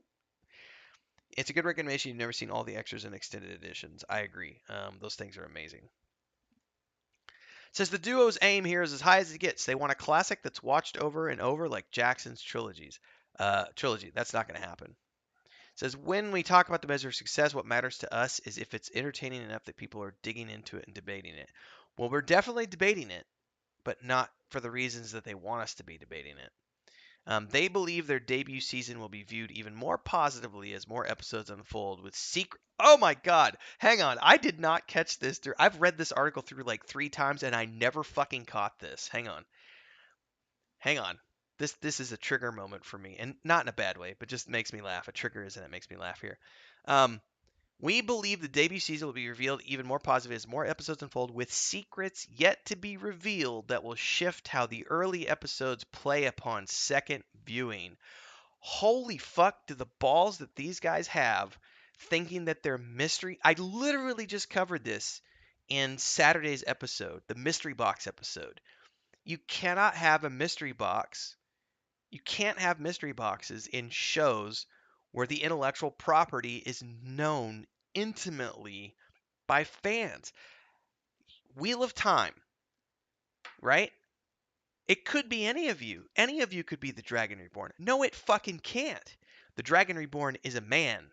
It's always been a man. It's never been a woman. The prophecy literally foretold him as a man. It can't be a female. And then here in Rings of Power, like it's we swear Halbrand's not Sauron, even though he's got a fascination with the forging and he's the mysterious background and with red herrings, red herrings, red herrings. It doesn't matter. We know, like, if they would have just adapted and used Anatar, which they can't because they don't have the rights to that character because he's in the Silmarillion and not in the appendices. But let's assume for a minute, had they done a show where Anatar shows up as a emissary of the Valar, and the elves are like, "Oh my God, we haven't seen anybody from the Valar in years, and we're finally back in their good graces. How amazing is this?" If that had been done, those of us who were fans would have went, "Oh yeah, we know who that is. Yeah, we know who that is." Just as much as we, you know who that is. And people who had never watched it before would still have that reveal happening over time where they're like my wife. My wife's never going to read the books, and my wife doesn't go on, like Chris does not go online and read spoilers. She doesn't. Chris is My wife is not a Luddite, but Chris does not live her life online like I do. She goes online for, she does TikTok and Instagram and Facebook, but mostly just for enjoyment, and she's watching stuff that's not to do with pop culture and entertainment. Um, she likes gardening and architecture and sculpting and painting and animals, so she doesn't get spoiled by stuff like this. Um, those people who had never watched it would have still gotten that mystery box without needing it to be a mystery. You know what I mean? Like you wouldn't have to force it to be a mystery box. Secrets yet to be revealed. There are no fucking secrets, bro. Like, bros, not fam. Like, um, a Dragonborn reference. Yes. By the way, for those of you who don't know, I'm currently in the middle of doing a reread of The Wheel of Time for the first time in like 7 or 8 years. I'm doing New Spring right now, which I haven't read since it came out. And the reason for that is because I want to get prepped for season 2, and they're adapting books 1 through 3. And also, I haven't redone it in a long time, and because I want to rewatch Wheel of Time now that I've seen Rings of Power, so I can go back and like watch Wheel of Time again with the filter of previously having thought that the Wheel of Time adaptation was the worst ever, then seeing Rings of Power and going, "Oh no, no, no, hold my beer." These guys have now taken it to another level. So I'm gonna go. So if you like Wheel of Time stuff, yeah, I've been doing like once a week. I've been doing Wheel of Time rants, and I'm rereading the books, and I'm doing analytics of New Spring and stuff. So yeah, if you like that kind of stuff, stick around. There's more Wheel of Time stuff coming. Right, it's like watching the Phantom Menace and wondering who would grow up to be Darth Vader. Like we knew who Anakin Skywalker was gonna become Darth Vader. It wasn't supposed to be a secret. It was simply let's watch the journey of this character from a innocent little child to becoming Darth Vader. Like, we didn't, it wasn't meant to be a mystery or a secret or something. It was known that that was Darth Vader. And so everything about that was watching that unfold, and it was an entertaining story because of that. Yeah, you can't have mystery boxes when you already know the intellectual property. Um, they make the claim here, some things would get an immense amount of critical acclaim and win awards and are forgotten the next year. Not true, Payne. Things that win awards are remembered for years to come. Those things don't get forgotten next year. What gets forgotten next year are the things that no one gives a shit about and get reviewed into the dirt. Conversely, some things don't get a lot of love and become classics being watched 60 years later. That's not untrue. That's just, there's plenty of cult films out there. Boondock Saints is a really good example of a film that did not really get that great of a, you know, acclaim when it launched, but Boondock Saints has gone on to become a cult classic over the years. There's plenty of cult classics. Sorry about the spoilers, Snowboard. Anakin, Anakin Skywalker's Darth Vader. I'm so sorry. Oops. Uh, Or you talk about the Dragonlance, or the not Dragonlance, the Wheel of Time spoilers.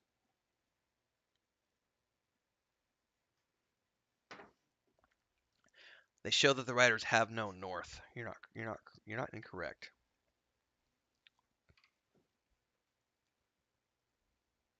Of course, Amazon doesn't want to wait 60 years for the show to be globally embraced. Since the launch, the priority for the company has been obvious even to the most casual of Amazon customers. No Prime Video series has ever enjoyed Ring's massive level of marketing and etc. Um, Bezos even himself hung out for a day on the set. The mogul publicly quipped that Payne and McKay ignored some of his ideas, but the writers never received notes that they were told came directly from the big boss. Still, it was always communicated to the team that this show was of the utmost importance to him. Of course, it's a big, but it's also a tax write-off for him. At the end of the day, Bezos isn't going to care that much if it sinks or swims because it's a tax write-off. The guy's got more money than God. It's not going to be that big of a deal to him. Excuse me. Says Amazon could survive if Rings were to somehow collapse, but industry insiders say the studio arguably couldn't. They compare the company's bet on Tolkien to New Line famously gambling its existence on Jackson's movie trilogy 2 decades ago. Says this show is incredibly important to them. It's a branding opportunity for Amazon to show that they can deliver something with a patina of quality in terms of audience, critical, and cultural reception, which they have not yet had. And strategically, in a market where there's contraction of many of their competitors, Netflix, HBO Max, they think this is an ushering in a moment for them to expand, not just in terms of throwing money at things, but their ability to draw other talent and opportunity. As one insider put it, it's too big to lose. They say it's incredibly important that this be successful, but this is a company that takes giant swings all the time, and they're not afraid to risk. Um, Josh.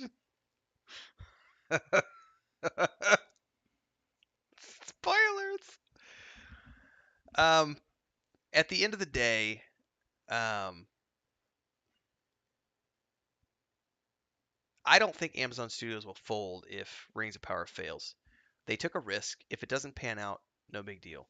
Look at, and this is going to be in tomorrow's episode, which is going to be a trigger episode for many people, but Amazon has produced hundreds of amazing television shows to date, many of them which have become critically acclaimed, award winning shows.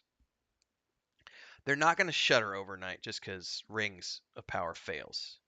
Um, it will affect their bottom line. It might affect budgets, but they're not going to shut down the studio, I don't think, because they had already been producing television for what, like a decade before they ever got to Rings of Power. It's just that they were slowly building up and they wanted something that would become genre defining television. Like they said at the beginning, they wanted that they wanted Game of Thrones. They wanted a Game of Thrones show that would take them from being a network that's producing lots of interesting television shows to a network that has a big international hit like Game of Thrones was for HBO. So far, it's not proving to be the case. Um, yeah, this is the whole controversy about we have insight into the darker sides of how people can manipulate reviews and have other points of view that we wouldn't support. So this gets into the racism and the The review bombing, which the review bombing is real. The racism is also real. A lot of people don't want to admit that it's real. A lot of people want to say it's manipulated, it's fake racism. It's not. Um, I have had to delete some horrific. I'm not a big YouTuber, by the way, everybody. I don't even have 6,000 followers. My videos normally get conservatively. I think most of my videos get 2 to 3,000 views. Most of my videos. My channel is growing very slowly. I've had a couple of bigger videos that have gone viral. I have some videos from February and March that are up in the 35 to 50,000 territory. The video I made about the firing of the guys, the rumor firing, that's up to like 25,000. That's a fluke. That's one of those viral ones that goes out. Most of my videos get a couple thousand views, maybe 3,000, sometimes five, but most of them are in that 2 to 3,000 category. I get 2 to 300 comments on most of my videos, and invariably, every single video I do, I have to delete three, five. It's not a lot, but it does exist. Let's say let's say five is the max amount that I have to delete per video. I don't delete something off of my channel unless it's just horrifically offensive. Um, and I always get a handful of racist comments and I don't mean like faux racism. I mean literally things where people are like calling out the actress behind Princess Disa and making ridiculous statements about her and her color. Um, no, not accepted. So the racism is real. I think it's a very small number.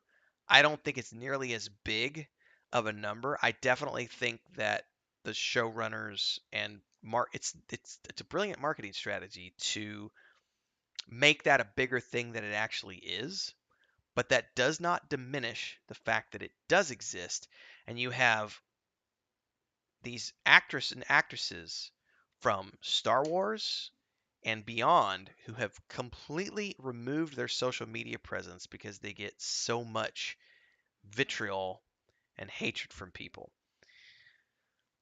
It's a small vocal component. I have a thick skin, and ultimately, at the end of the day, I'm a white dude. I don't have to deal with it. Chris is Mexican, and she's pretty low key, but I have seen, even on our travel videos from back in the day when we used to do traveling full time in the travel blogging thing, Chris would get the occasional, not a lot, but occasionally she would get some really horrific comments made about her because she was Mexican. And we've gone up and done videos in the United States, and we've gone to Spain, and we've gone to Ireland, and we've done big projects around the world. And there's always somebody who's going to come make a stupid comment about how she's a, you know, Mexican. And I don't want to get into the details of that, but there are always going to be racist pricks out there. And to pretend like they don't exist, or to pretend like, oh, Amazon's just making this up to sell more tickets, that's a disingenuous view of the world, or your bubble is so protected that you just don't know how the real world works. However, that's not to say that, this idea that racism somehow is this massive thing against rings of power, that's not true. Most of the criticism I have seen against the actors being of color was because a lot of people have an interpretation of Tolkien's works as somehow being um, Scandinavian, and therefore it should all be white. We're going to be talking about this more tomorrow in the diversity episode, which is going to be a trigger. It's going to trigger some people. I'll probably lose some fans in tomorrow's episode, but there are other aspects to the negative review bombing apart from the racism, and it's just people being genuinely upset at the hubris, the ego of saying that you're going to write the novel that Tolkien ever did. That's at the crux of this argument, is that they chose to do that, and they made a statement that they're going to modernize Tolkien so that we can make it more relevant to the modern audience. Those two statements by the executive producer and showrunners are far more damning and far more triggering for most fans than any other component. So that racism thing, it's there, it's tiny, fraction of a fraction probably does exist, but the majority of it is just because people are like, we can't believe you had the balls to say that you're going to modernize the work because you somehow think that there's problems with it. and that you're going to write the novel that Tolkien never wrote. That's the crux of it here. Um, there's not, and it's not just them. This is funny. They said back in the day that Tolkien, that Peter Jackson was doing Fellowship of the Ring, somebody wrote a review for a magazine in Wired magazine 2001. I just need to back up and read this whole thing. A Tolkien adaptation is, quote, a new age, politically correct, girl power garbage version of fantasy that's raping the text. That might sound like what's populating Rotten Tomatoes and IMDb right now, but it was actually quoted in Wired magazine in 2001 for a story about Tolkien fandom's reaction to Jackson's The Fellowship of the Ring. There are always going to be elements within the community, the hardcore fans. Gandalf's hat needs to be blue. You're raping the text. There are always going to be those people. You can't fix that. They're always going to be out there. But it shouldn't detract from the fact that the bulk of the criticism is not that electrified extremist point of view. It's people who are just genuinely upset with the fact that you created a new version of Sauron that didn't need to be created, or the fact that you invented proto hobbits, and or the fact that you made Galadriel from Serene Queen into the Warrior Princess. Like those are the things that people are upset about more than anything else. Um, dun, dun, dun, dun. Chris says it will grow soon. I can just see it coming. Hey, man, it's growing good now. Thank you, Snowboard. Hope your channel gets huge, then we can be hipsters and say we were here before you were cool. Hey, Liam was here earlier. I will give credit to Liam. Liam was here back when the channel only had like 40 followers. Like he's been here since the very beginning. Alex says racism will always exist, same as sexism. It's always going to be there. Chris says, I was watching Nerdrotic when he only had about as many followers as here. Now he's getting pretty big. Whatever you think of his views. I enjoy some of what Nerdrotic does. Um, I'd say that's the easiest way for me to say that. I enjoy some of what he does, sure. Um, you'll notice that my channel, I do a lot. Um, I've noticed that Nerdrotic and a lot of guys have leaned into Rings of Power, and that's all they do anymore. It's just Rings of Power. There's something called the cost of opportunity, and if you want to get big and make a lot of money, you only focus on what's going to make your channel blow up.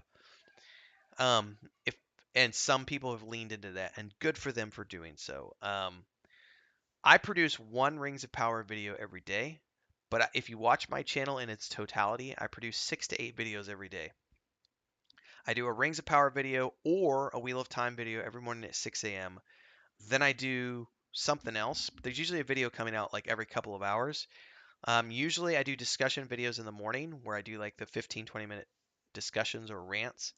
And then in the afternoons I publish my game videos, like Let's Play. So I do like 20-minute things of me playing Star Wars: Old Republic or World of Warcraft or, the gaming stuff that I do. And then the shorts focus on like the cats and the building of the Lotro chicken coop and life with Chris and I here on our homestead. Um, so I do a lot of different things on my channel. This channel started off as me playing retro video games years ago, and then game development diaries and stuff like that. So going to the Nerdrotic thing, I have debated making this channel into that because obviously I want the channel to grow, and I need to make a living, and it's paying for my living right now, and that's great. But we want to see it grow because we're getting to the point where I'm thinking about hiring an employee, and there are minimums that we have to hit if we're going to hire an employee. Um, so yeah, I mean, I've focused on that, but also I still need to do things that I like to do for my own sanity. So my channel is always going to have lots of different things. Like these videos might get, 2, 3,000 views, and my gaming videos, some of them will get 500 to 700 views. Some of them only get 70 views.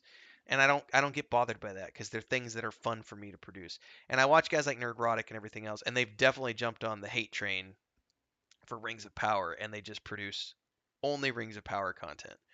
Um, so yeah, it's just that's why I said I like some of what he does, but it can get, and at some point, by the way, at some point, I will run out of things to say about Rings of Power. There's only so much that you can rant about before you've covered all the topics.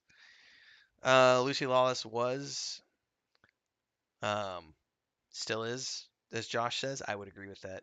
Spartacus is all I'm gonna say. Just go watch Spartacus.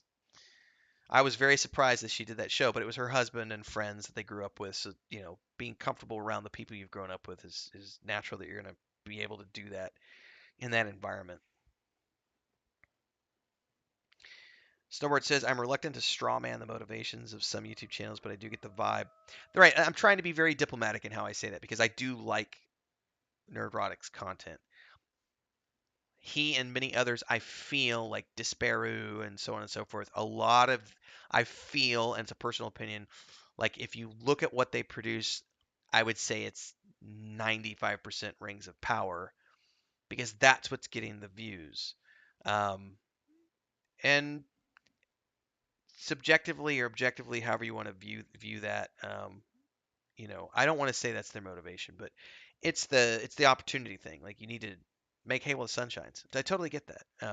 It's also one of the reasons why I do every single day a Rings of Power video because even though it's not the only thing I do, it still brings in good traffic and good conversations. So it is what it is. I'm as guilty of it as everyone else. Geeks and gamers, Friday Night Lights, they do get stuck on things, but they move on and make fun of themselves just as much as they do whatever they're making fun of at the time. Nice. I'm not Um, Geeks and Gamers, I think I've never watched Friday Night Tights. Honeybun says, Bat got breakfast. Speaking of which, my breakfast is soon. We will probably start wrapping up here in a few minutes because it is 7 o'clock and I got to go to the hardware store and try to get stuff ordered before the rain. Um, in any case, I didn't get through all this article today. We're only about three-quarters of the way through. They say it's never about the critics, it's all about the consumers. Oh, this is them talking about how all Jeff Bezos cares about is consumer obsession. If you look at the history of Amazon, every division lived and died based on that. Dragon mattered. House of the Dragon mattered because all of a sudden there's a benchmark. If it's the closest competition to success, when they saw Dragon grew in its second episode and brought in 20 million viewers, they were shitting their pants. I agree because they only had 12 million people watching, and House of the Dragon had double those numbers. Um, and Payne and McKay don't like to talk about it. They say it's a wearisome topic. It says they were making Ring for years before HBO declared that Thrones prequel was going to debut 2 weeks before their show. Yeah, but Thrones had been in development for just as long. Like as soon as Game of Thrones was in its like sixth season or something, they were announcing that they were working on prequel shows. So they've been working on the prequels for before Rings of Power was ever even a twinkle in anybody's eye. So we're tired of people comparing us to House of the Dragon. Well, maybe make a better show so that people don't compare you to those. I don't know. It's just a thought. I could be wrong. Critical Drinker's pretty good. Yeah. Um, Somewhere it says you're promoting a conversation on Rings of Power, not feeding trolls. Welcome to the channel, Marco Inathar. Nerdrotic didn't just jump on it. He already predicted Rings of Power wokeness more than a year ago. Although I will agree that a lot of his videos are now about Rings of Power. Yep. Despero definitely jumped on Rings of Power. Nerd Rock must have sure he was against it for a long time before the show aired, and he had what now seems pertinent concerns. Fair enough. I wasn't aware of Nerdrotic before Rings of Power, so that's a very fair. I only know about him because somebody came on one of my early videos and like, dude, you look just like Nerdrotic, and I was like, thanks, and that made me aware of him, and that earned him a sub that day. And I like to think about hopefully most people will get this. I call my videos rants, but most of the time I like to think that we're having conversations. Um, we're having legitimate conversations. It might say rant to pull people in, and I might have a ranty type of topic for the day, but at the end of the day, I do like to have conversations about things rather than just shit all over everything.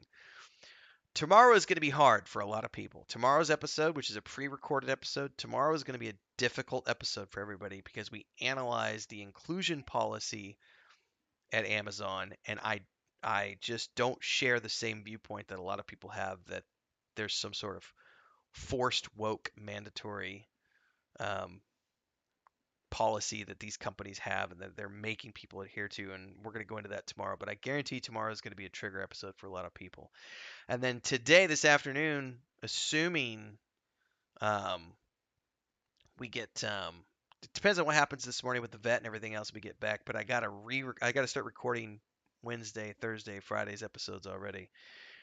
Um, I will agree with what Snowboard said. Critical Drinker's old reviews seem to be much more objective, and he's leaned more into the character now, which is disingenuous compared to his older style. That's a valid criticism, but I will argue in his defense, I'm as guilty of that as the next person because if you're relying upon YouTube as a source of income, which I do, you have to do what the algorithm is telling you is getting the most.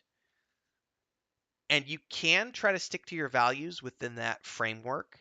You know, it's giving you a guideline of saying these are the videos that people are coming to you about, and you can train the algorithm. It takes a lot of time and a lot of effort, but you can, as an example, I played Lord of the Rings online for a long time before I did anything else. So my channel, anytime I do a Lord of the Rings online stream or Lord of the Rings online video, I get good views for Lord of the Rings content because the algorithm knows that I produce good quality Lord of the Rings online MMORPG content. And so that content is always going to get promoted by the algorithm. So knowing that means that I'm generally going to want to continue to keep producing that type of content because it's getting me um, the views that I need for ad revenue.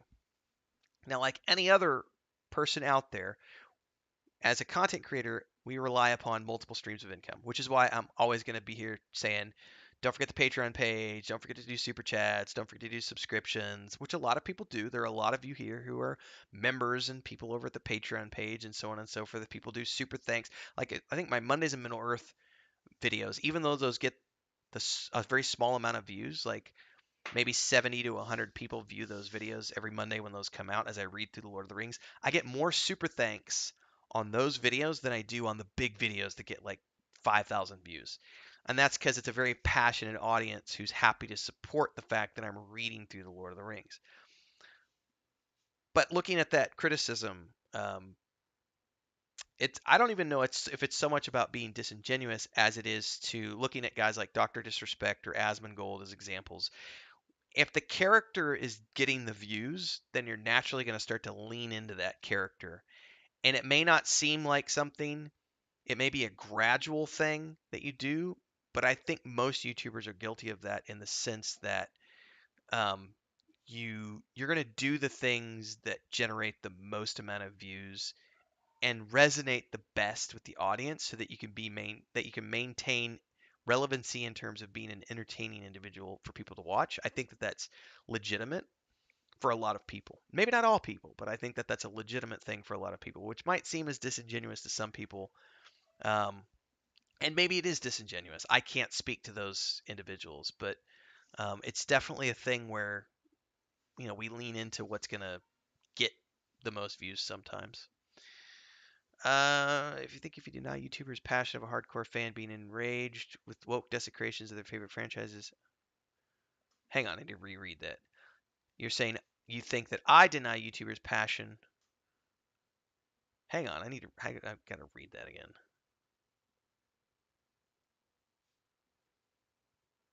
Uh huh. Snowboard says, I see your point. I ended up turning out more Photoshop memes than hand-drawn art. I did it for the lulz and the clicks, but I still feel dirty. Hey, man, whatever pays the bills at the end of the day. Someone was saying yesterday, we're making the assumption that they only do it for the views. We're making an assumption. I'll come right out and say I do it for the views. Obviously, I do it for the views because I need money. So that's I'm literally I've been making a living on YouTube since June. And I'm up front. If you watch, for anybody who's been here for a while, I do an analytics video every month. At the end of the month, like the second or third day of every month, I analyze the month previous, and I've been doing that for several months now. I've been documenting my full-time content creator and full-time streaming journey here on YouTube and the growth of this ever since I got monetized back in February. And I have been very upfront with people that I am literally here to make a living. So I'm going to do whatever it takes to make a living. Um, so it is one of those things, and I think that you can do that in an honest, transparent way, even if we are ripping apart a show like Rings of Power. Because I will say, at the end of the day, anybody who's been here long enough knows that I might have nitpicks about Rings of Power, but at the end of the day, I'm still happy that it exists as a show because it's going to bring more people to Tolkien, and that's never a bad thing. Here's the best thing I could say. I've been quoting this quote ever since someone said it on my channel, and I fucking loved it, and I've ran with it. All Star Wars is good Star Wars. It's just that some Star Wars is better than other Star Wars. And I think that is the best analogy for anyone who wants to shit on Star Wars or Star Trek and say this, that, or the other about woke agendas and blah, blah, blah, blah, blah. Okay. All Star Wars is good Star Wars. It's just that some Star Wars is better than other Star Wars. Star Trek is the same. Rings of Power, Tolkien, adaptations of any sort of existing intellectual property.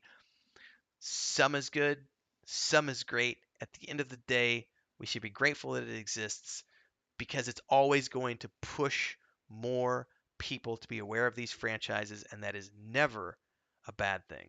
Never, ever, ever. So, I need to wrap this up, ladies and gentlemen, because I have to go eat breakfast and go to the hardware store, and then we got to get to the vet and get Marion Pippin's stitches out today, assuming that the vet shows up because it is a holiday. Um, so, for those of you who hung out with me today, I've never done a Rings of Power live video like this before. I've done one live video in 8 months on Rings of Power, and that was like 2 or 3 months ago, and it was a very short, like 45-minute one. As a matter of fact, I think the power went out that morning because it was storming here. So we did a good 2 hour rant discussion here today talking about the aftermath of the show. So I appreciate everybody being here and hanging out today. It doesn't matter if you agree or disagree about the things I talked about. I'm happy that people are here and having a conversation. That's the most important thing. By the way, the twerking episode of She-Hulk was the moment I knew that I wasn't gonna I wasn't gonna enjoy that show. And I love her as an actress. The clone show she did. What the hell was that called? Orphan Black? No, no, Orphan Black was something. Was it Orphan Black? I don't remember. But the show she did previously, where she played all the versions of the clones. Brilliant show. She-Hulk. That's a whole nother thing. Anyway, thanks for everybody for being here today. As we wrap up, if you haven't already done so, like, subscribe, hit the bell icon. If you want to support the channel, hopefully some of you do. The easiest way is super chats and stickers on live streams like this. We have 3 tiers of memberships. Currently, we're watching Battlestar Galactica for our members. Those videos come out twice a week. I just watched this. We just started that. I started just watched the second episode of the miniseries yesterday, and we're jumping into season 1 this week. So that's up for members. We do a lot of other stuff. We have the chicken coop builds. The full build videos are for members. We do a lot of stuff for memberships here. So join as a member. Super chats, stickers, super thanks on old videos. Don't forget about the Patreon page if you want to learn what I'm building, with my wife and my brother. And if you want to read my stuff, all that stuff's over on the Patreon page. Tomorrow morning, 6 a.m., we're talking inclusivity, the inclusive policy and inclusive playbook that Amazon has. That's tomorrow's. And then I got a whole slate of videos to produce for the rest of the week. More House of the Dragon stuff. I'm doing Andor on Wednesday, House of the Dragon on Thursday. Those are the reviews of those episodes. Otherwise, I've got more Wheel of Time stuff coming up this week, more Rings of Power stuff. And then Willow. Willow is coming out at the end of the month. I'm going to be doing a live, 2 big things coming up. I'm going to do a live watch through of Willow here on the channel. Not going to be able to show that, but we're going to be clicking play together, and then I'm going to be giving commentary as I watch Willow for a live audience. So stay tuned. There will be an announcement about that at some point. I got to make sure that, because it's going to start storming on Wednesday. I was going to do it this week, but then when I saw the storms were rolling in, we get power outages here a lot, so I got to wait until I know that we're going to have some sunny days, not get interrupted by power outages. So stay tuned for that. And then also, I'm going to be doing a 12-hour stream. For those of you who are into the video game shit that I do, I am going to be doing a 12-hour stream sometime in the near future, as soon as we get a couple of clear days with no storms, to celebrate getting 5,000 subscribers, which we hit on this past Saturday. So thanks to everybody for helping grow the channel. Hopefully we'll see you on some more live streams that aren't just Rings of Power stuff. So say we all. I agree, Snowboard. Thanks, everybody. Till next time. Stay safe up there. Happy reading, happy viewing, all that good stuff. Thanks, everybody. See you tomorrow.